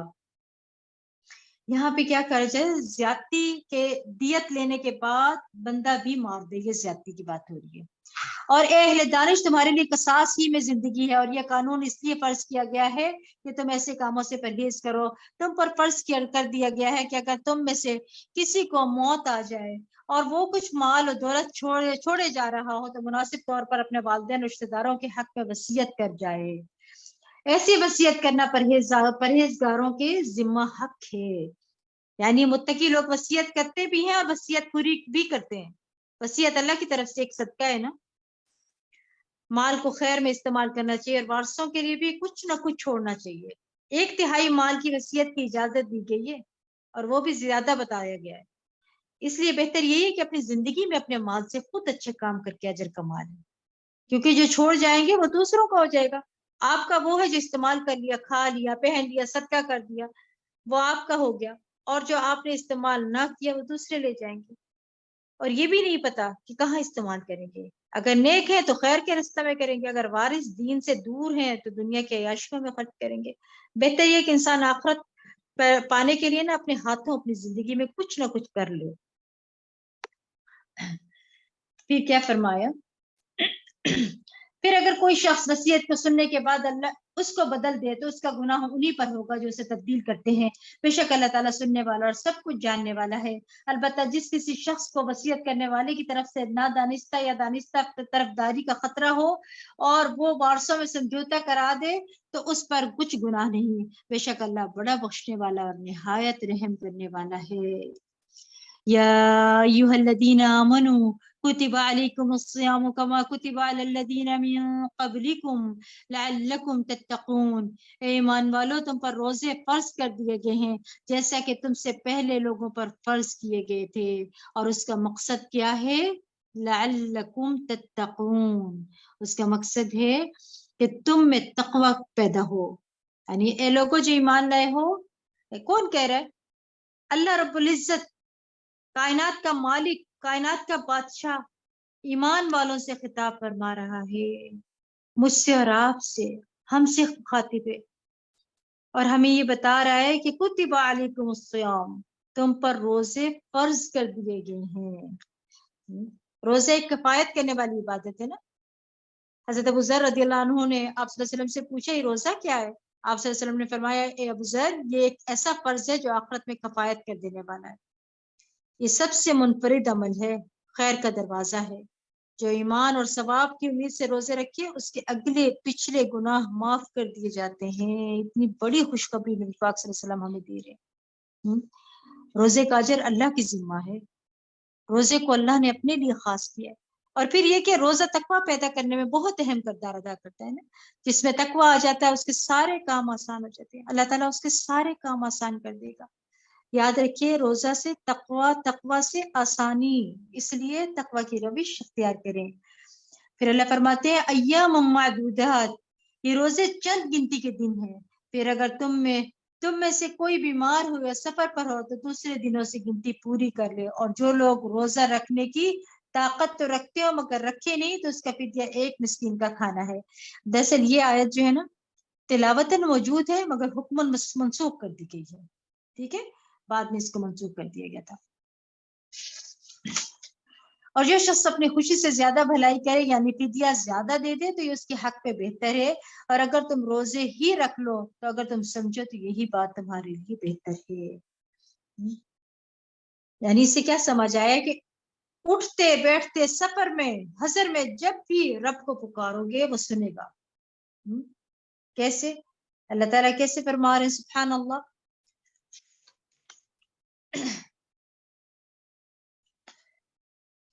اللہ فرماتے ہیں کہ شہر رمضان الذي انزل فيه القرآن هدى للناس وبينات من الهدى والفرقان فمن شهد منكم الشهر فليصم ومن كان مريضا أو على سفر فعدة من أيام أخر يريد الله بكم اليسر ولا يريد بكم العسر ولتكملوا العدة ولتكبروا الله على ما هداكم ولعلكم تشكرون۔ رمضان وہ مہینہ ہے جس میں قرآن نازل کیا گیا جو تمام لوگوں کے لیے ہدایت ہے، اور اس میں ہدایت اور حق و باطل میں امتیاز کرنے والے واضح دلائل موجود ہیں، لہٰذا تم میں سے جو شخص اس مہینے کو پالے اس پر لازم ہے کہ پورا مہینہ روزے رکھے۔ ہاں اگر کوئی بیمار ہو یا سفر پر ہو تو دوسرے دنوں سے گنتی پوری کر سکتا ہے، کیونکہ اللہ تمہارے ساتھ نرمی کا برتاؤ چاہتا ہے، یعنی آسانی چاہتا ہے، سختی کا نہیں چاہتا۔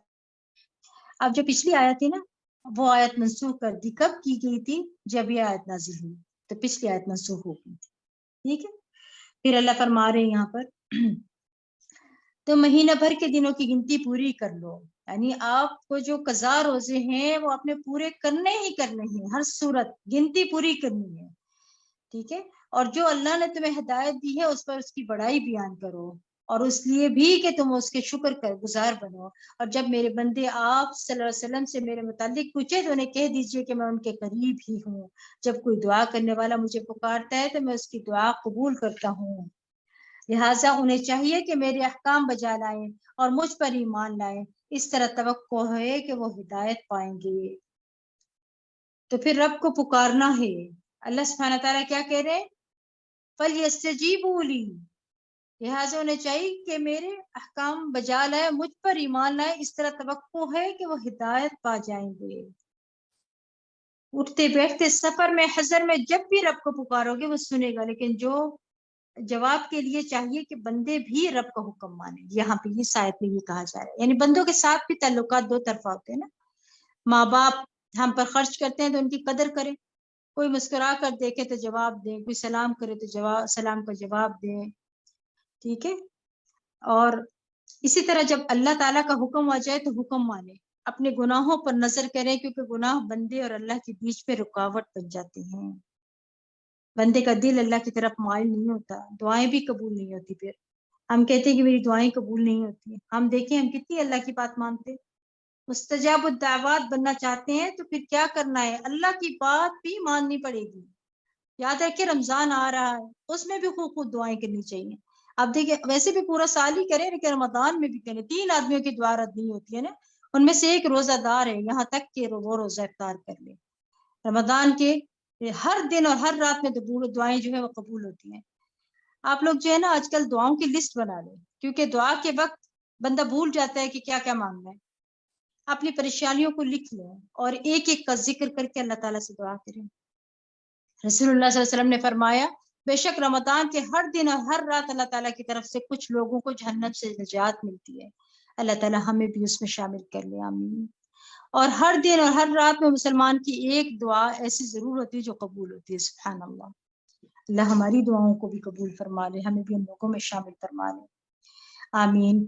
روزوں کی راتوں میں تمہارے لیے اپنی بیویوں کے پاس جانا حلال کر دیا گیا ہے، وہ تمہارے لیے لباس ہے اور تم ان کے لیے لباس ہو. اللہ کو معلوم ہے کہ تم اپنے آپ سے خیانت کر رہے تھے، لہٰذا اللہ نے تم پر مہربانی کی اور تمہارا قصور معاف کر دیا. سو اب تم ان سے مباشرت کر سکتے اور جو کچھ اللہ نے تمہارے لیے مقدر کر رکھا ہے اسے طلب کرو.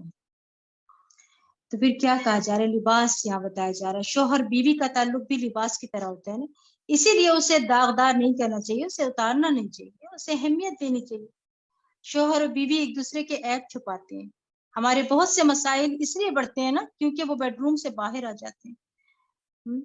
کبھی کوئی اپنی ماں کو بتا رہا تھا کہ اپنی ماں کو بتا رہا تھا. اس لیے بڑا ضروری ہے کہ شوہر اور بیوی ایک دوسرے کو زینت بخشیں. ایک دوسرے کو گندگی جتنی پھیلتی ہے نا اتنی ہی سمیٹنی مشکل ہو جاتی ہے. اور پھر آپ دوسرے کا پردہ رکھیں، اللہ آپ کا رکھے گا. شوہر کا حق دیتے رہیں، جس طرح لباس کی فکر کرتے ہیں اس طرح زینت دار بنائیں اس رشتے کو. ایپس جو ہیں ڈھانکیں، ایک دوسرے کا لباس ہیں آپ لوگ، اس کو اچھی طرح سمجھیں، ایک دوسرے کا خیال کریں. لباس میلا ہو داغدار ہو تو فوراً فکر ہوتی ہے نا کہ ہمیں اپنے شوہر کے دین یا کسی ایسی عادت کی فکر ہے اللہ کو جو ناپسند ہو، اس کے لیے کتنی دعائیں مانگتے. مجھے بتائیے کون سا کپل ایسا جن میں اختلاف نہیں ہے. ہر گھر کے مسائل ہوتے ہیں لیکن پھر اپنے تک ہی رکھنی ہے. اللہ تعالیٰ ہم سب کو ہدایت دے. آمین. پھر اللہ سبحانہ تعالیٰ فرماتے ہیں کہ اور فجر کے وقت جب تک سفید دھاری کالی دھاری سے واضح ہو جائے.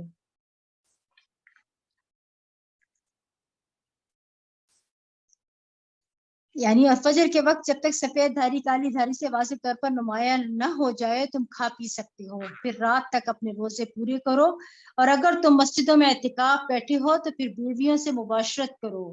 یہ ہے اللہ تعالیٰ کی حدود، تم ان کے قریب بھی نہ پھٹکو. اسی انداز سے اللہ تعالیٰ اپنے احکام لوگوں کے لیے کھول کھول کر بیان کرتا ہے تاکہ وہ پرہیزگار بن جائیں اور آپس میں ایک دوسرے کا مال باطل طریقوں سے نہ کھاؤ، نہ ہی ایسے مقدمات اس غرض سے حکام تک لے جاؤ کہ تم دوسروں کے مال کا کچھ حصہ ناحق طور پر ہضم کر جاؤ، حالانکہ حقیقت حال تمہیں معلوم ہوتی ہے. پھر اللہ فرماتے ہیں لوگ آپ صلی اللہ علیہ وسلم سے نئے چاند کی اشکال و قمر کے متعلق پوچھتے ہیں. آپ ان سے کہیں کہ یہ لوگوں کے لیے اوقات اور حج کی تعین کے لیے ہے، نیز یہ کوئی نیکی کی بات نہیں کہ تم اپنے گھروں میں پیچھے کی طرف سے آؤ، بلکہ نیکی یہ ہے کہ انسان تقوی اختیار کرے. لہٰذا تم گھروں میں ان کے دروازوں سے ہی آیا کرو اور اللہ سے ڈرتے رہو، اس طرح شاید کہ تم فلاح پا سکو. چاند اللہ کی بڑی نشانیوں میں سے ایک بڑی نشانی ہے نا، تو اس کے بارے میں بات ہو رہی ہے کہ چاند کے ذریعے جو ہے عبادت کا تعین ہوتا ہے نا، روزے کب آئیں گے، محرم کب آئے گا، یام 20 کے روزے. پھر اللہ تعالیٰ فرماتے ہیں اور تم اللہ کی راہ میں ان لوگوں سے جنگ کرو جو تم سے جنگ کرتے ہیں، مگر زیادتی نہ کرنا، کیونکہ اللہ تعالیٰ زیادتی کرنے والوں کو قطعاً پسند نہیں کرتا ہے. اور ان سے لڑو، جہاں بھی ان سے مٹبھیڑ ہو جائے اور انہیں وہاں سے نکال دو جہاں سے انہوں نے تمہیں نکالا ہے، اور فتنہ قتل سے بھی زیادہ برا ہے، اور مسجد الحرام کے قریب ان سے جنگ نہ کرو الا یہ کہ وہ یہاں لڑائی شروع کر دیں، اور اگر وہ اس جگہ تم سے لڑائی کریں تو پھر ان کو قتل کرو کہ ایسے کافروں کو یہی سزا ہے، پھر اگر وہ باز آ جائیں تو بلا شبہ اللہ تعالیٰ بخشنے والا اور مہربان ہے، اور ان سے جنگ کرو تاکہ فتنہ باقی نہ رہے اور دین اللہ کے لیے ہو جائے، پھر اگر وہ باز آ جائیں تو ظالموں کے علاوہ کسی پر دست درازی نہ کی جائے، ماہ حرام میں جنگ کا بدلہ ماہ حرام میں ہی ہوگا، اور تمام حرمتوں میں بدلہ کی یہی برابری کی صورت ہوگی، لہٰذا اگر کوئی تم پر زیادتی کرے تو تم بھی اس پر اتنی ہی زیادتی کر سکتے ہو جتنی اس نے تم پر کی ہے، اور اللہ سے ڈرتے رہو، اور یہ جان لو کہ اللہ تعالیٰ ڈرنے والوں کے ساتھ ہوتا ہے، اور اللہ کی راہ میں خرچ کرو اور اپنے ہاتھوں اپنے آپ کو ہلاکت میں نہ ڈالو، اپنے آپ کو ہلاکت میں نہ ڈالو اور احسان کا طریقہ اختیار کرو، اللہ احسان کرنے والوں کو پسند کرتا ہے۔ فی سبیل اللہ میں خرچ کرنے سے مراد کیا یہاں پہ، یعنی اللہ کے دین کے لیے، اللہ کے دین کے دفاع کے لیے، اللہ کے دینی اداروں کی ترقی اور مضبوطی کے لیے، دین ہے تو تم بچے ہوئے ہو نا، اس لیے دین کے لیے خرچ کرو، یہ سب کچھ احسان کے درجے میں کرو، کیونکہ اللہ تعالیٰ محسنین سے محبت کرتا ہے، کیا کہا ان اللہ یحب المحسنین، یہ احسان کے درجے کی باتیں ہیں اللہ کے دین پر خرچ کرنا، لہٰذا جہاں جہاں یہ ادارے ہیں وہاں پر دیں اللہ کے راستے میں۔ پھر اللہ فرماتے ہیں اور اگر اللہ کی خوشنودی کے لیے حج اور عمرہ کی نیت کرو تو اسے پورا کرو، اور اگر کہیں گھر جاؤ تو جو قربانی تمہیں میسر آ سکے وہی کر دو، اور اپنے سر اس وقت تک نہ مونڈو جب تک کہ قربانی اپنے ٹھکانے پر نہ پہنچ جائے، مگر جو شخص مریض ہو یا اس کے سر میں کچھ تکلیف ہو تو سر منڈوا سکتا ہے، بشرطے کہ روزوں سے یہ صدقہ یا قربانی سے اس کا فدیہ ادا کر دے۔ پھر جب تمہیں امن نصیب ہو جائے تو تم حج سے پہلے مکہ پہنچ سکو، تو جو شخص حج کا زمانہ آنے تک عمرہ کرنے کا فائدہ اٹھانا چاہے وہ قربانی کرے جو اسے میسر آ سکے، اور اگر میسر نہ آئے تو 3 روزہ ایام حج میں رکھے اور ساتھ گھر واپس پہنچ کر، یہ کل 10 روزے ہو جائیں گے۔ حکم ان لوگوں کے لیے جو مسجد حرام مکہ کے باشندے نہ ہوں اور اللہ کے احکام کی خلاف ورزی سے بچو، اور جان لو کہ اللہ تعالیٰ سخت سزا دینے والا ہے۔ پھر اللہ فرما رہے کہ حج کے مہینے سب کو معلوم ہے، تو جو شخص مہینوں میں حج کا عزم کرے اسے معلوم ہونا چاہیے کہ حج کے دوران نہ جنسی چھیڑ چھاڑ جائز ہے، نہ بدکرداری اور نہ ہی لڑائی جھگڑا، اور جو بھی نیکی کا کام تم کرتے ہو اللہ اسے جانتا ہے، اور زاد راہ ساتھ لے لیا کرو، سفر حج میں بہتر زاد راہ تو پرہیزگاری ہے، اور اے عقل والو عقل کی بات یہی ہے کہ میری نافرمانی سے بچتے رہو۔ حج کا سفر خوب نیکیوں کا سفر ہونا چاہیے نا، نہ جھگڑا کریں اور نہ محبت کی باتیں کریں، بلکہ اپنے مقصد کی طرف دھیان دینا چاہیے۔ اسی لیے بعض علماء کہتے ہیں نا کہ جب مکہ میں داخل ہو تو قرآن ختم کیے بغیر نہ نکلیں، اس لیے جب حج عمرہ کے لیے جائیں تو اس طرح ٹارگٹس پہلے سے سیٹ کر لیں۔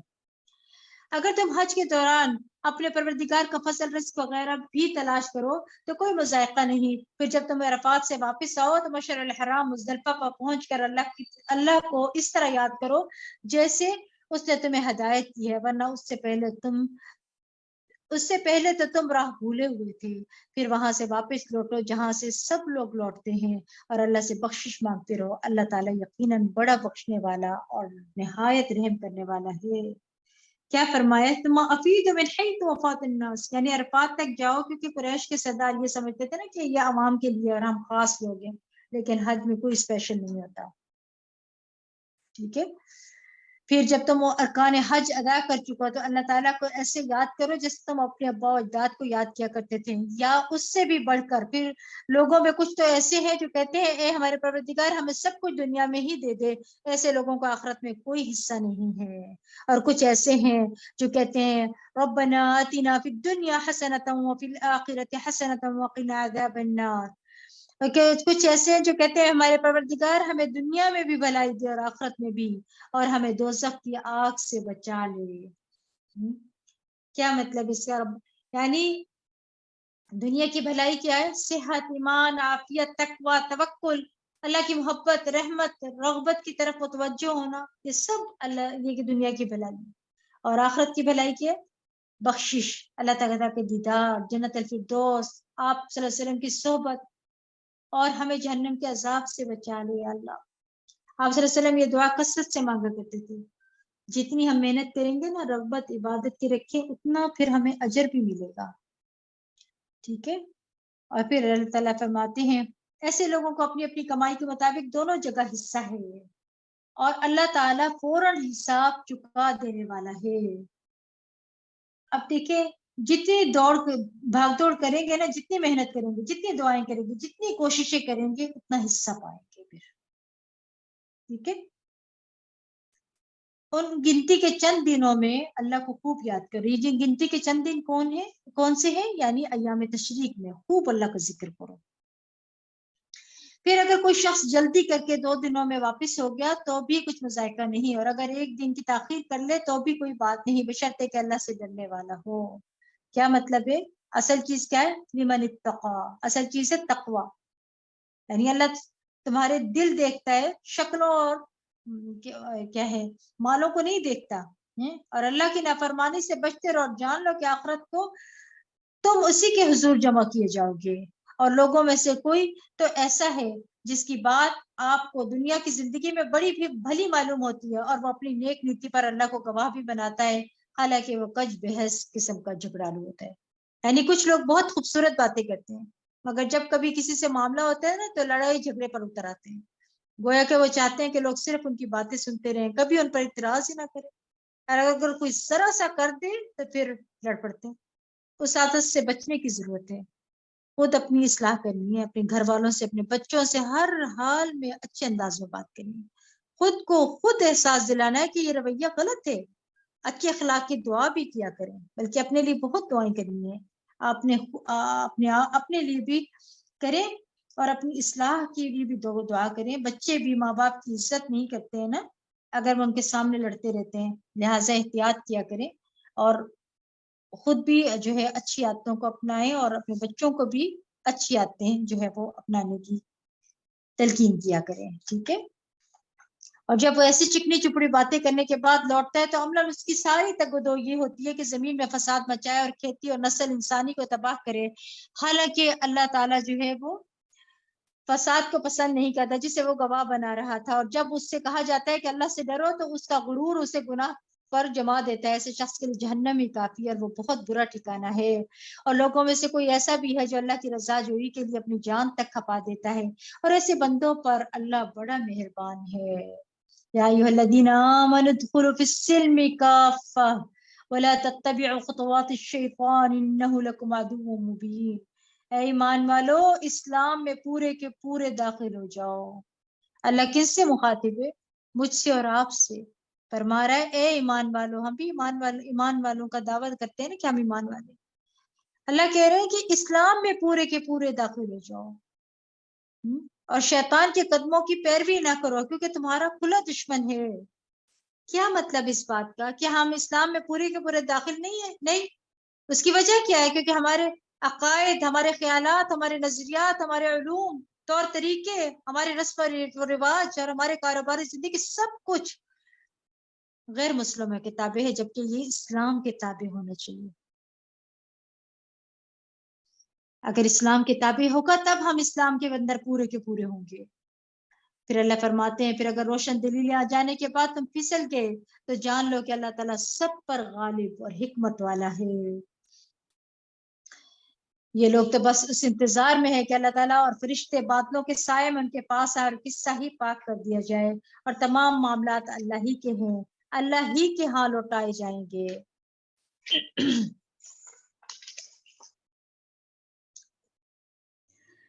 آپ صلی اللہ علیہ وسلم بنی اسرائیل سے پوچھ لیجئے کہ ہم نے کتنی ہی کھلی کھلی نشانیاں انہیں دی تھیں، پھر جو قوم اللہ کی نعمت کو پا لینے کے بعد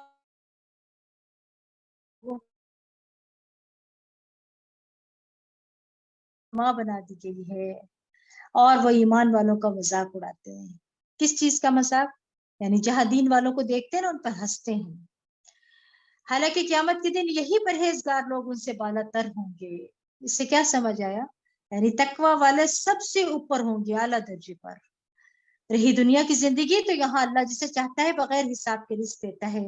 ابتدا میں سب لوگ ایک ہی طریقے دین پر تھے، پھر انہوں نے آپس میں اختلاف کیا تو اللہ نے انبیاء کو بھیجا جو خوشخبری دینے والے اور ڈرانے والے تھے. ان انبیاء علیہ السلام کے ساتھ اللہ تعالیٰ نے حق کو واضح کرنے والی کتاب بھی نازل فرمائی تاکہ وہ لوگوں کو ان باتوں کا فیصلہ کر دے جن میں انہوں نے اختلاف کیا تھا.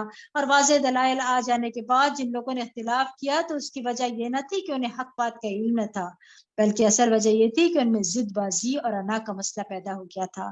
پھر جو لوگ انبیاء پر ایمان لائے انہیں اللہ تعالیٰ نے اپنی عزت سے ان اختلافی امور میں حق کا راستہ دکھایا. ایمان کیا ہے؟ حق کا راستہ. اور ہدایت تو صرف اللہ کے ہاتھ میں ہے نا، اور اللہ تعالیٰ جسے چاہے راہ راست دکھلاتا ہے.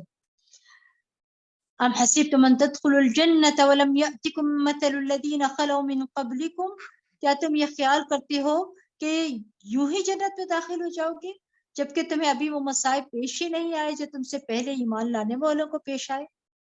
یعنی تمہیں کیا لگتا ہے کہ بغیر امتحان کی جنت کے پروانہ مل جائے گا؟ کبھی بغیر امتحان کی بھی کوئی کامیابی یا ڈگری ملی ہے؟ نہیں، ایسا کبھی نہیں ہوتا. اللہ تعالیٰ تو اپنے پیغمبروں کو بھی آزماتا ہے اور ایمان والوں کو بھی. یاد رکھے کہ دین کے راستے میں اگر کوئی پریشانی آئے نا تو صبر اور نماز کے ساتھ اللہ سبحانہ تعالیٰ سے مدد لینی چاہیے اور دین پر جمے رہنا چاہیے. اس پر اس قدر سختیاں اور مصیبتیں آئیں جنہوں نے ان کو ہلاک کر رکھ دیا، تاکہ رسول خود اور اس کے ساتھ ایمان لانے والے سب پکار اٹھے اللہ کی مدد کب آئے گی. اللہ تعالیٰ نے انہیں تسلی دیتے فرمایا سن لو، اللہ کی مدد پہنچا ہی جاتی ہے. لوگ آپ سے پوچھتے ہیں یسألونک ماذا ينفقون، لوگ آپ سے پوچھتے ہیں کہ کیا خرچ کریں. آپ ان سے کہیے کہ جو کچھ یعنی جو بھی مال تم خرچ کرو وہ والدین، رشتہ داروں، یتیموں، مسکینوں اور مسافروں کا حق ہے. اور جو بھی بھلائی کا کام تم کرو گے یقیناً اللہ تعالیٰ اسے خوب جانتا ہے. یعنی جو بھی کرو صرف اللہ کے لیے کرو. ٹھیک ہے، جو بھی کرو.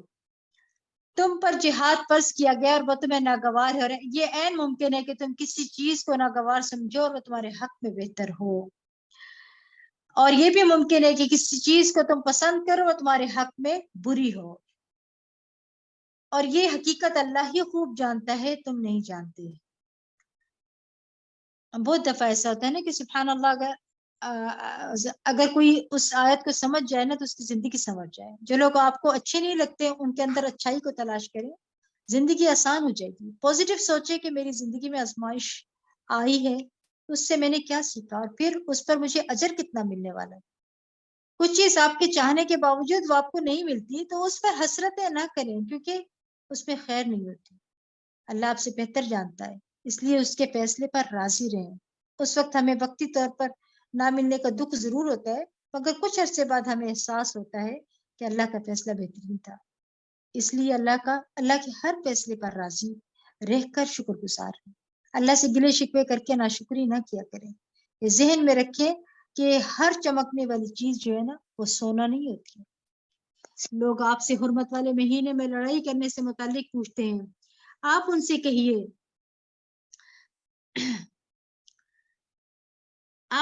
کہ حرمت والے مہینے میں جنگ کرنا فی الواقع بہت بڑا گناہ ہے، مگر اللہ کی راہ سے روکنا اور اس سے کفر کرنا اور مسجد حرام سے روکنا اور وہاں کے باشندوں کو وہاں سے نکال دینا اس سے بھی بڑا گناہ ہے، اس سے بڑے گناہ ہیں. اور فتنہ انگیزی قتل سے بھی بڑا گناہ ہے. اور یہ سب کام تم کرتے ہو اور یہ لوگ تو ہمیشہ تم سے لڑتے ہی رہیں گے حتیٰ کہ اگر ان کا بس چلے تو تمہیں تمہارے دین سے برگشتہ کر دیں. اور تم میں سے اگر کوئی اپنے دین سے برگشتہ ہو جائے پھر اس حالت میں مرے کہ وہ کافر ہی ہو تو ایسے لوگوں کے اعمال دنیا اور آخرت دونوں میں ضائع ہو جائیں گے، اور یہی لوگ اہل دوزخ ہیں جو اس میں ہمیشہ رہیں گے. یہاں کیا سمجھ آ رہا ہے کہ مرتد کی سزا اس کے سارے اعمال ضائع ہو جاتے ہیں، چاہے پہلے کتنا نیک رہا ہو، حافظ قرآن بھی ہو، کچھ بھی ہو، لیکن چونکہ مرتد ہو گیا تو سب کچھ ختم. اس لیے استقامت کی دعا مانگا کریں. دین سے نکلنے سے سارے اعمال برباد ہو جاتے ہیں.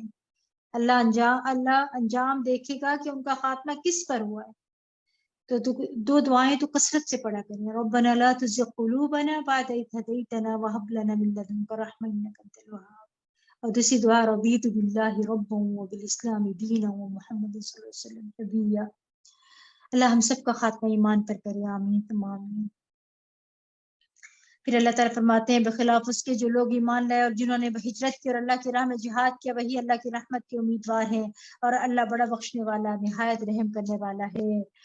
یسألونک عن الخمر والمیسر، اور وہ آپ سے شراب اور جوئے کے متعلق پوچھتے ہیں، آپ ان سے کہیے کہ ان دونوں کاموں میں بڑا گناہ ہے اور ان لوگوں کے لیے کچھ فائدہ بھی ہے، مگر ان کا گناہ ان کے نفع کے مقابلے میں بہت زیادہ ہے. نیز آپ سے پوچھتے ہیں کہ اللہ کی راہ میں کیا خرچ کریں. یہ جو بات ہو رہی ہے نا، لوگ پوچھتے ہیں کہ کہاں لکھا ہے شراب حرام ہے. اکثر ہوتا ہے نا کہ کہاں ہے قرآن میں لکھا ہوا شراب حرام ہے، اللہ نے تو لکھا ہے گناہ. تو اللہ نے اس آیت میں فرمایا کہ بڑا گناہ ہے. تو کیا گناہ کا کام حلال ہوتا ہے؟ حرام نہیں ہوتا. ان سے کہے کہ جو کچھ بھی ضرورت سے زائد ہو وہ سب اللہ کی راہ میں خرچ کر دو. اسی انداز سے اللہ تعالیٰ اپنے احکام تمہارے لیے کھول کھول کر بیان کرتا ہے تاکہ تم دنیا اور آخرت دونوں کے بارے میں غور و فکر کرو. نیز وہ آپ سے یتیموں کے بارے میں پوچھتے ہیں، ان سے کہیے کہ ان کی اصلاح کا طریقہ اختیار کرنا ہی بہتر ہے، اور اگر انہیں اپنے گھر میں اپنے ساتھ ہی رکھ لو تو آخر وہ تمہارے ہی بھائی ہیں. اور اللہ تعالیٰ اصلاح کرنے والے اور بگاڑنے والے، داؤ فریب سے یتیم کا مال کھانے والے دونوں کو خوب جانتا ہے. یعنی اللہ خوب جانتا ہے کہ کون یتیم کی اصلاح کر رہا ہے اور کون اسے بگاڑ رہا ہے. اور اگر اللہ چاہتا ہے تو وہ اس معاملے میں تم پر سختی بھی کر سکتا ہے. بے شک اللہ سب صاحب اختیار اور حکمت والا ہے. اور مشرک عورتوں سے اس وقت تک نکاح نہ کرو جب تک کہ وہ ایمان نہ لائے. ایک مومن لونڈی آزاد مشرکہ سے بہتر ہے، اور وہ تمہیں بہت پسند ہے. اور مشرک مردوں سے بھی اپنی عورتوں کا نکاح نہ کرو جب تک وہ ایمان نہ لے آئے. ایک مومن غلام آزاد مشرک سے بہتر ہے، خواہ تمہیں وہ اچھا ہی لگے. یہ مشرک لوگ تو تمہیں دوزخ کی طرف بلاتے ہیں، جبکہ اللہ تعالیٰ اپنے اذن سے تمہیں جنت اور مغفرت کی طرف بلاتا ہے. اللہ تعالیٰ اپنے احکام اسی انداز سے کھول کھول کر لوگوں کے لیے بیان کرتا ہے تاکہ وہ نصیحت کو قبول کریں. رشتے کے معاملے میں دین کو دیکھنا اولین ترجیح دینا ہونا چاہیے کہ رشتہ کرنے لگے ہیں تو پہلے دیکھیں شرک تو نہیں کرتے، کوئی ایسے عمل تو نہیں ہے بدعات شرک اور یہ. پھر کیا فرمایا جا رہا ہے یہاں پہ؟ نیز وہ آپ سے حیض کے بارے میں پوچھتے ہیں. وَيَسْأَلُونَكَ عَنِ الْمَحِيضِ قُلْ هُوَ أَذًى فَاعْتَزِلُوا النِّسَاءَ فِي الْمَحِيضِ وَلَا تَقْرَبُوهُنَّ حَتَّى يَطْهُرْنَ. نیز وہ آپ سے حیض کے بارے میں پوچھتے ہیں، آپ ان سے کہیے کہ وہ ایک گندگی کی حالت ہے، لہذا حیض کے دوران عورتوں سے الگ رہو. اللہ نے جو منع کیا نا کہ اس حالت میں عورت سے صحبت سے منع کیا، اس کا یہ مطلب نہیں کہ نفرت کی وجہ سے نہیں، بلکہ عورت کی حفاظت کے لیے کہا گیا ہے، کیونکہ عورت بیمار ہوتی ہے، تکلیف کی حالت میں ہوتی ہے، تو اس لیے منع کیا گیا ہے کہ عورت کے قریب مت جاؤ. ٹھیک ہے. پھر اللہ تعالیٰ کہتے ہیں کہ پھر جب وہ پاک ہو جائیں تو ان کے پاس جا سکتے ہو جدھر سے اللہ نے تمہیں حکم دیا ہے، یعنی فطری راستے سے. ٹھیک ہے، دبر سے نہیں. اللہ تعالیٰ توبہ کرنے والوں اور پاک صاف رہنے والوں کو پسند کرتے ہیں. توبہ دلوں کی پاکیزگی اور گناہوں سے پاکیزگی کا نام ہے نا. ساتھ ہی اپنے ظاہر کو بھی پاک صاف رکھو. ٹھیک ہے. پھر فرمایا عورتیں تمہاری کھیتیاں ہیں، لہٰذا جدھر سے تم چاہو اپنی کھیتی میں آؤ، مگر اپنے مستقبل کی بھلائی کا خیال رکھو اور اللہ سے ڈرتے رہو، اور یہ جان لو کہ تم اس سے ملنے والے ہو. جو لوگ ان باتوں پر ایمان لاتے ہیں اے نبی انہیں فلاح کی خوشخبری سنا دو. اپنی کھیتی کو دیکھ کر انسان کا دل خوش ہو جاتا ہے نا. عورتوں کو یہ بات بری لگتی ہے، اکثر کہتے ہیں ہمیں کھیتی کیوں کہا گیا، حالانکہ سب سے قیمتی اور خوبصورت چیز کھیتی ہوتی ہے. اللہ تعالیٰ نے عورت کو بہت خوبصورت بارونق چیز سے تشبیہ دی ہے. پھر اللہ تعالیٰ فرماتے ہیں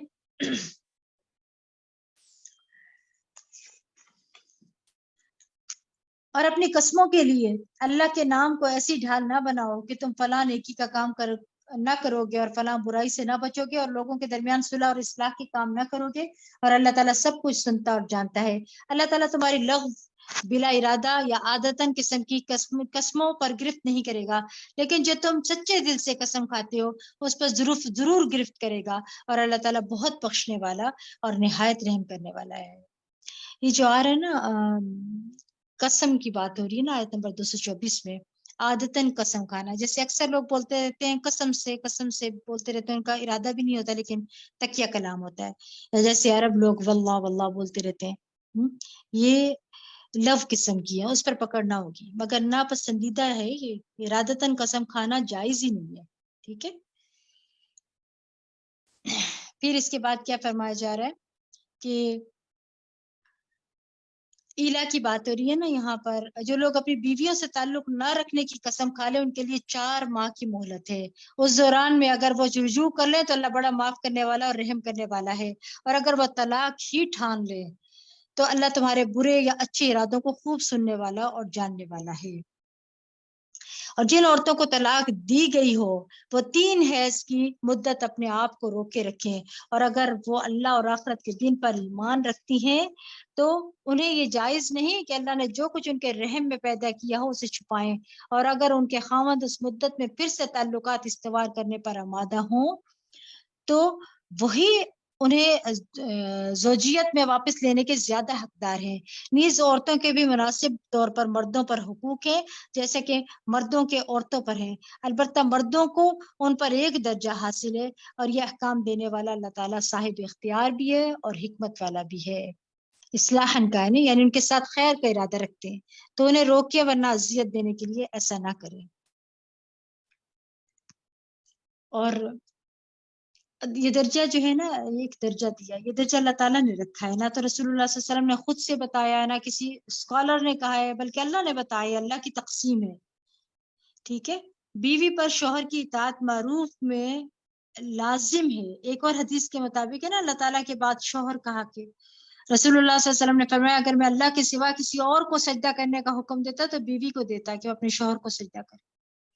हदीस के मुताबिक औरत उस वक्त तक अपने रब का हक अदा नहीं कर सकती जब तक शोहर का हक अदा ना करे, यानी ऐसी औरत को ईमान की हलावत ही नहीं मिलती जो शोहर के साथ उससे सलूक ना करे।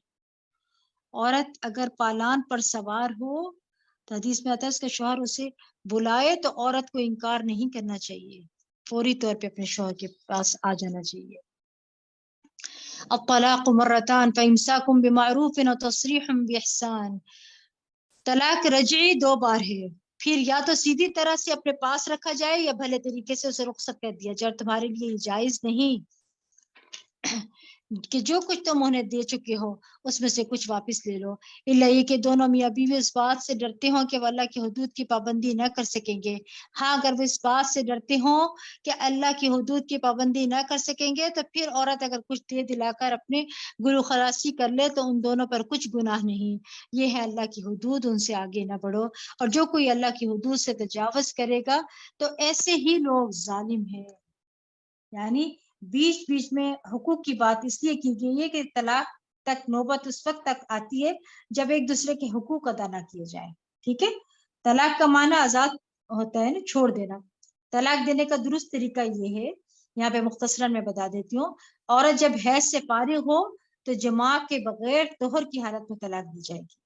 ठीक है, फिर हैज की हालत में तलाक न दी जाए, ये मना किया जाए, या 3 तलाकें इकट्ठी नहीं देनी चाहिए।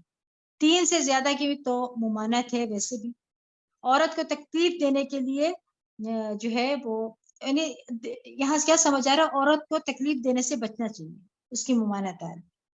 रसूलुल्लाह सल्लल्लाहु अलैहि वसल्लम ने फरमाया, ए अल्लाह, मैं 2 ज़ईफों का हक मारना हराम करता हूँ, यतीम और औरत का। ठीक है, तो औरत का भी हक नहीं मानना चाहिए।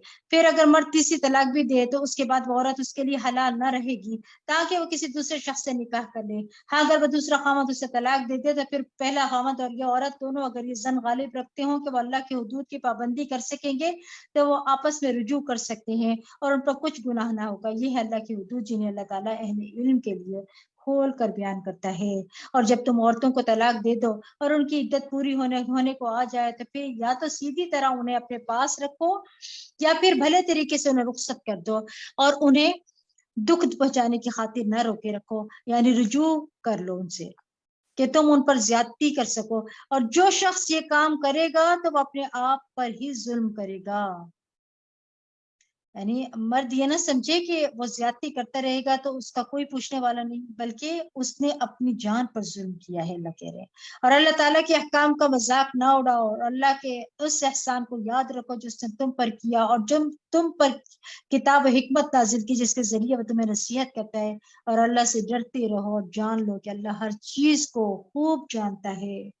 یعنی مرد کو حکم دیا جا رہا ہے کہ عورت کو تکلیف نہ دو، یہ بھی کہ مرد یہ نہ سمجھے کہ اس کو کوئی پوچھنے والا نہیں، یاد رکھیں اس بات کو۔ نیز جب تم عورتوں کو طلاق دو اور وہ اپنی عدت کا پہنچ جائے تو انہیں اپنے پہلے خامدوں سے نکاح کرنے سے نہ روکو، جبکہ وہ معروف طریقے سے آپس میں نکاح کرنے پر راضی ہوں۔ جو کوئی تم میں سے اللہ پر اور آخرت کے دن پر ایمان رکھتا ہے اسے اسی بات کی نصیحت کی جاتی ہے، یہی تمہارے لیے شائستہ اور پاکیزہ طریقہ ہے۔ اپنے احکام کی حکمت اللہ ہی جانتا ہے، تم نہیں جانتے۔ جو باپ باہمی جدائی کے بعد یہ چاہتا ہے کہ اس کا بچہ پوری مدت دودھ پیے تو مائیں اپنے بچوں کو پورے 2 سال دودھ پلائیں۔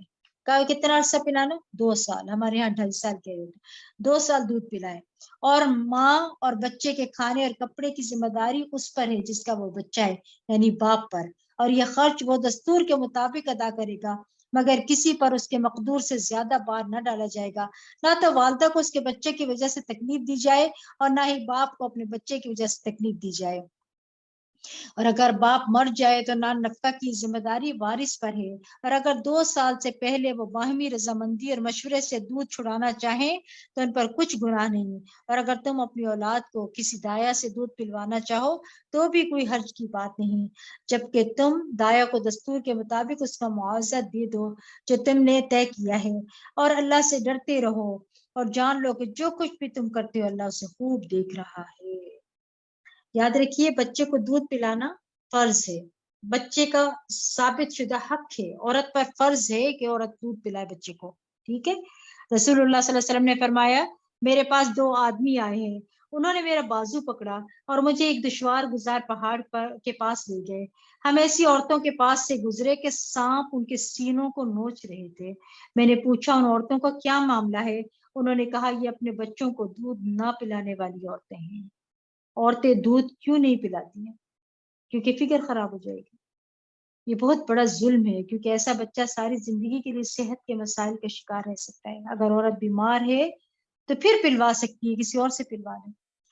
اور تم میں سے جو لوگ فوت ہو جائے اور ان کی بیویاں زندہ ہوں تو ایسی بیوائیں 4 ماہ 10 دن انتظار کریں۔ بیوہ کی عدت کی بتائی جا رہی ہے یہاں پہ، کتنی ہے؟ 4 ماہ 10 دن، اور یہ قمری مہینے کے حساب سے ہوگی۔ پھر جب ان کی عدت پوری ہو جائے تو اپنے حق میں جو کچھ معروف طریقے سے کرے، تم پر اس کا کچھ گناہ نہیں، اور جو کچھ تم کرتے ہو اللہ اس سے خبردار ہے۔ ایسی بیواؤں کو اگر تم اشارتاً پیغام نکاح دے دو یا یہ بات اپنے دل میں چھپائے رکھو، دونوں صورتوں میں تم پر کوئی گناہ نہیں ہے۔ اللہ جانتا ہے کہ تم انہیں دل میں یاد رکھتے ہو، حالانکہ یاد رکھتے ہو لیکن ان سے کوئی خفیہ معاہدہ نہ کرنا۔ ہاں جو بات کرنا ہو معروف طریقے سے کرو، مگر جب تک ان کی عدت گزر نہ جائے عقد نکاح کا عزم مت کرو، اور جان لو کہ جو کچھ تمہارے دل میں ہے اللہ اسے جانتا ہے، لہٰذا اس سے ڈرتے رہو۔ اور یہ بھی جان لو کہ اللہ لغزشوں کو معاف کر دیتا ہے کیونکہ وہ بردبار ہے۔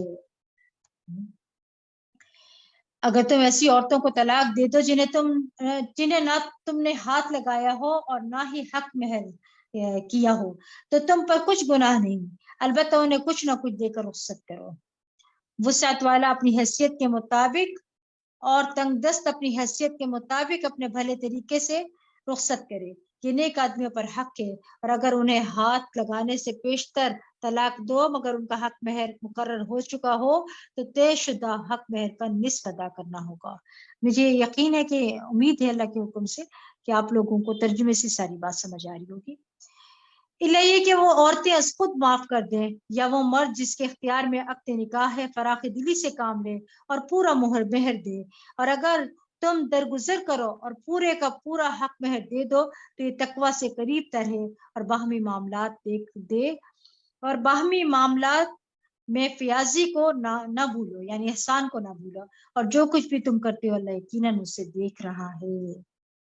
یعنی اللہ کہہ رہے وَلَا تَنْسُوا الْفَضْلَ بَيْنَكُمْ، معاف کرنا تقوی کے قریب ہے، تقوی کی علامت ہے نا۔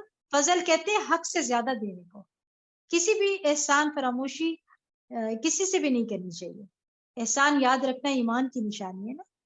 ازدواجی تعلقات میں احسان کے بغیر خوشحالی نہیں آ سکتی ہے. احسان صرف زندگی میں نہیں بلکہ فوت ہونے کے بعد بھی یاد رکھنا چاہیے. احسان کو بھولنے والی عورت سے اللہ تعالیٰ بیزار ہو جاتے ہیں. حدیث میں آتے ہیں آپ صلی اللہ علیہ وسلم نے فرمایا اللہ تعالیٰ اس عورت کی طرف نظر رحمت سے نہیں دیکھتا جو اپنے خاوند کی شکر گزار نہیں ہوتی ہے، حالانکہ وہ اس سے بے نیاز نہیں ہو سکتی، پھر بھی ناشکری کرتی رہتی ہے. حافظوا علی الصلاۃ حافظوا علی الصلوات والصلاۃ الوسطی وقوموا للہ قانتین.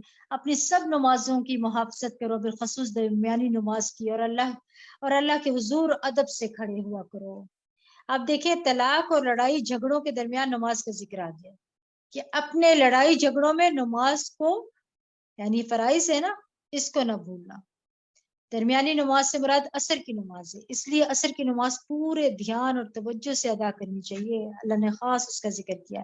اگر تم حالت خوف میں ہو تو خواہ پیدل ہو یا سوار، تو جیسے ممکن ہے نماز ادا کر لو، مگر جب امن میسر آ جائے تو اللہ کو اسی طریقے سے یاد کرو جو اس نے تمہیں سکھایا ہے، جسے تم پہلے نہ جانتے تھے.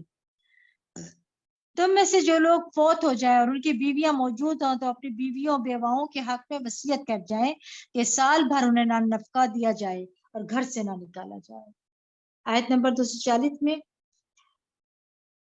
تلاوتاً موجود ہے اور حکماً منسوخ ہے یہ آیت، ٹھیک ہے. لیکن اگر ان عورتوں کے ذہن میں اپنے لیے کوئی اچھی تجویز ہو اور بس خود گھر سے چلی جائیں تو تم پر کوئی گرفت نہیں ہے، اور اللہ ہی صاحب اقتدار، اختیار اور حکمت والا ہے. اسی طرح متعلقہ عورتوں کو معروف طریقے سے کچھ دے دلا کر رخصت کرنا چاہیے، اور یہ بات پرہیزگاروں کے لیے انتہائی ضروری ہے. اللہ تعالیٰ اسی انداز سے اپنے احکام صاف صاف بیان کرتا ہے. امید ہے کہ تم سمجھ بوجھ سے کام لوگے. کیا آپ نے ان لوگوں کے حال پر غور نہیں کیا؟ کیا آپ نے ان لوگوں کے حال پر بھی غور کیا جو موت کے ڈر سے اپنے گھروں سے نکل گئے، حالانکہ وہ ہزاروں کی تعداد میں تھے. یہاں سے جنگ کا ذکر ہو رہا ہے، عالمی مضامین ختم ہو گئے ہیں یہاں پہ، ٹھیک ہے. اللہ تعالیٰ نے انہیں کہا کہ مر جاؤ، جب راستہ میں مر گئے. پھر اللہ تعالیٰ نے انہیں پیغمبر کی دعا کی وجہ سے زندہ کر دیا، اور اللہ تو یقیناً لوگوں پر بڑا فضل کرنے والا ہے. لیکن لوگوں کی اکثریت ایسی ہے جو اللہ کا شکر ادا نہیں کرتی ہے. اور اللہ کی راہ میں جہاد کرو، یعنی موت سے مت ڈرو، اور جان لو کہ اللہ تعالیٰ ہر ایک کی سننے والا اور سب کچھ جاننے والا ہے. کون ہے جو اللہ تعالیٰ کو قرض حسنہ دے؟ من ذا الذي يقرض الله قرضا حسنا فيضاعفه له اضعافا كثيرة والله يقبض ويبسط واليه ترجعون. کون ہے جو اللہ تعالیٰ کو قرض حسنہ دے تو اللہ اسے کئی گنا بڑھا چڑھا کر زیادہ دے، اور اللہ ہی لوگوں کا رزق تنگ اور کشادہ کرتا ہے، اور تمہیں اسی کے ہاں لوٹ کر جانا ہے. یہاں کیا فرمایا جا رہی ہے؟ یہ مدنی صورت ہے نا، جس میں آپ پر سال میں 1 یا 2 بار جنگ مسلط ہوئی، اسی لیے زیادہ سے زیادہ اللہ کے راستے میں صدقہ کرنے کا حکم دیا گیا ہے، اسے قرض حسنہ میں شمار کیا گیا ہے اس آیت میں. کیا آپ نے حضرت موسیٰ کے بعد بنی اسرائیل کے سرداروں کے معاملے پر بھی غور کیا، جب انہوں نے اپنے نبی سے کہا کہ ہمارے لیے ایک بادشاہ مقرر کر دو تاکہ ہم اللہ کی راہ میں جہاد کریں؟ نبی نے ان سے کہا کہیں ایسی بات نہ ہو کہ تم پر جہاد فرض کر دیا جائے اور تم لڑنے سے انکار کر دو. وہ کہنے لگے یہ کیسے ہو سکتا ہے کہ ہم اللہ کی راہ میں جہاد نہ کریں جبکہ ہمیں ہمارے گھروں سے نکال کر بال بچوں سے جدا کر دیا گیا ہے. پھر جب ان پر جہاد فرض کیا گیا تو ماں سوائے چند آدمیوں کے سبھی اپنے عہد سے پھر گئے، اور اللہ ایسے ظالموں کو خوب جانتا ہے. ان کے نبی نے ان سے کہا کہ اللہ نے تمہارے لیے طالوت کو بادشاہ مقرر کیا ہے. وہ کہنے لگے بھلا ہم پر حکومت کا حقدار وہ کیسے بن گیا؟ اس سے زیادہ تو ہم خود حکومت کے حقدار ہیں، اور اس کے پاس تو کچھ مال و دولت بھی نہیں. نبی نے کہا اللہ نے تم پر حکومت کے لیے اسے ہی منتخب کیا ہے، اور ذہنی اور جسمانی اہلیتیں اسے تم سے زیادہ دی ہیں، اور اللہ جسے اپنی حکومت دے دے وہ بڑی وسعت والا اور جاننے والا ہے. یہ بڑی غور طلب آیت ہیں. ذرا اس کے اندر اگر غور کریں تو کیا پتہ چلتا ہے؟ یہاں پر فضیلت کس چیز کی پتہ چل رہی ہے؟ ایک ہمارے دین میں جو منصب کی چاہت ہوتی ہے نا، اس کی ممانعت ہے. خود سے کوئی عہدہ نہیں مانگنا چاہیے کسی کو، اگر مل جائے تو اللہ سے مدد مانگنی چاہیے اور اس کے ذریعے اللہ سے قریب ہونا چاہیے، تاکہ علم والوں کو بغیر علم والے پر فضیلت حاصل ہو نا. اللہ نے طالوت کو علم کی بنا پر چنا، اور دیکھیں حضرت داؤد علیہ السلام کو جسمانی طاقت کی وجہ سے چنا. تو ہمیں اس سے یہاں کیا سمجھ آ رہا ہے کہ لیڈرشپ میں 2 خصوصیات ہونا چاہیے. کیا؟ ایک جسمانی قوت، کام کرنے کی اہلیت، اور اس کام کو کرنا بھی جانتا ہو. ٹھیک ہے.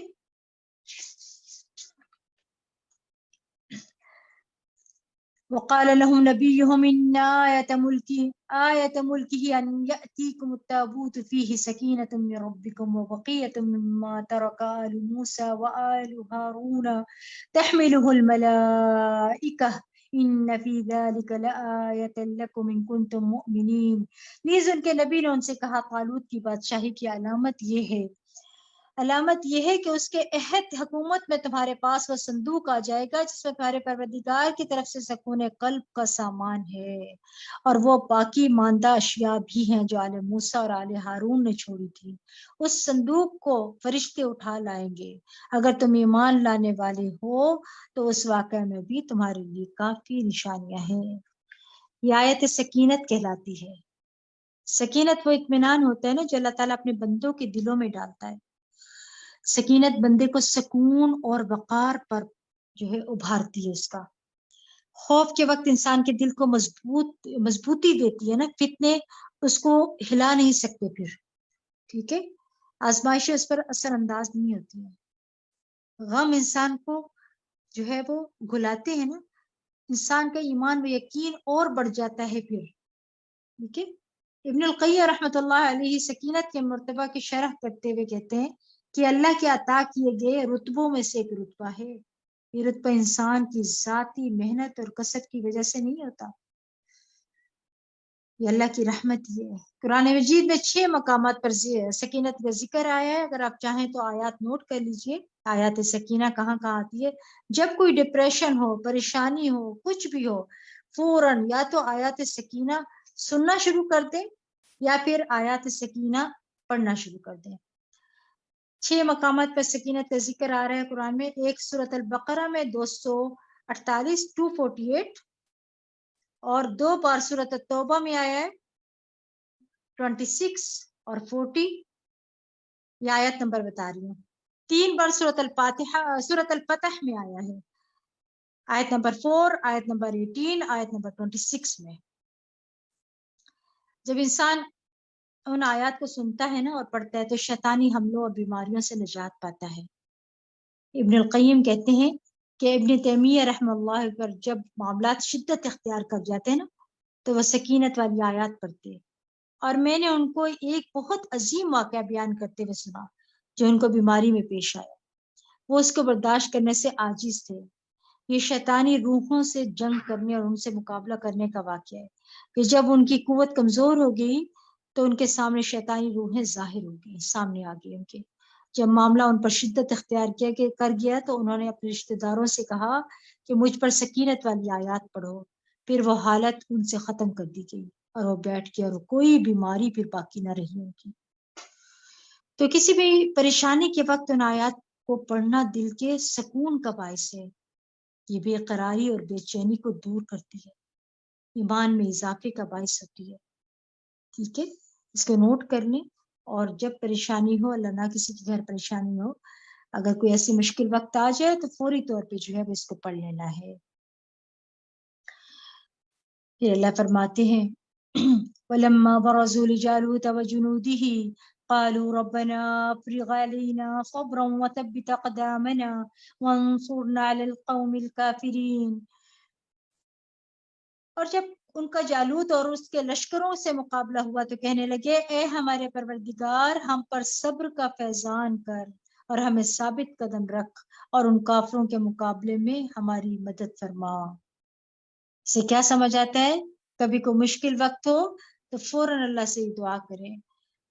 پھر اس تھوڑی سی جماعت نے اللہ کے حکم سے انہیں شکست دے دی اور داؤد نے جالوت کو قتل کر دیا اور اللہ نے داؤد کو بادشاہی اور حکمت عطا فرمائی اور جو کچھ چاہا اسے سکھلا دیا. جو کچھ چاہا اسے سکھلا دیا. وَلَوْلَا دَفْعُ اللَّهِ النَّاسَ بَعْدَهُمْ بِبَعْدٍ لَفَسَدَتِ الْأَرْضُ وَلَكِنَّ اللَّهَ ذُو فَضْلٍ عَلَى الْعَالَمِينَ. اور اگر اللہ اسی طرح لوگوں کے ایک شر پسند گروہ کو دوسرے صالح گروہ سے ہٹاتا نہ رہتا تو زمین میں فساد ہی مچا رہتا. لیکن اللہ تعالیٰ اقوام عالم پر بڑا فضل کرنے والا ہے. سے کیا سمجھ آ رہا ہے؟ اللہ تعالیٰ اپنے بندوں کی خود حفاظت فرماتا ہے، ان کا دفاع کرتا ہے، ظالموں کو ظلم سے روکتا ہے۔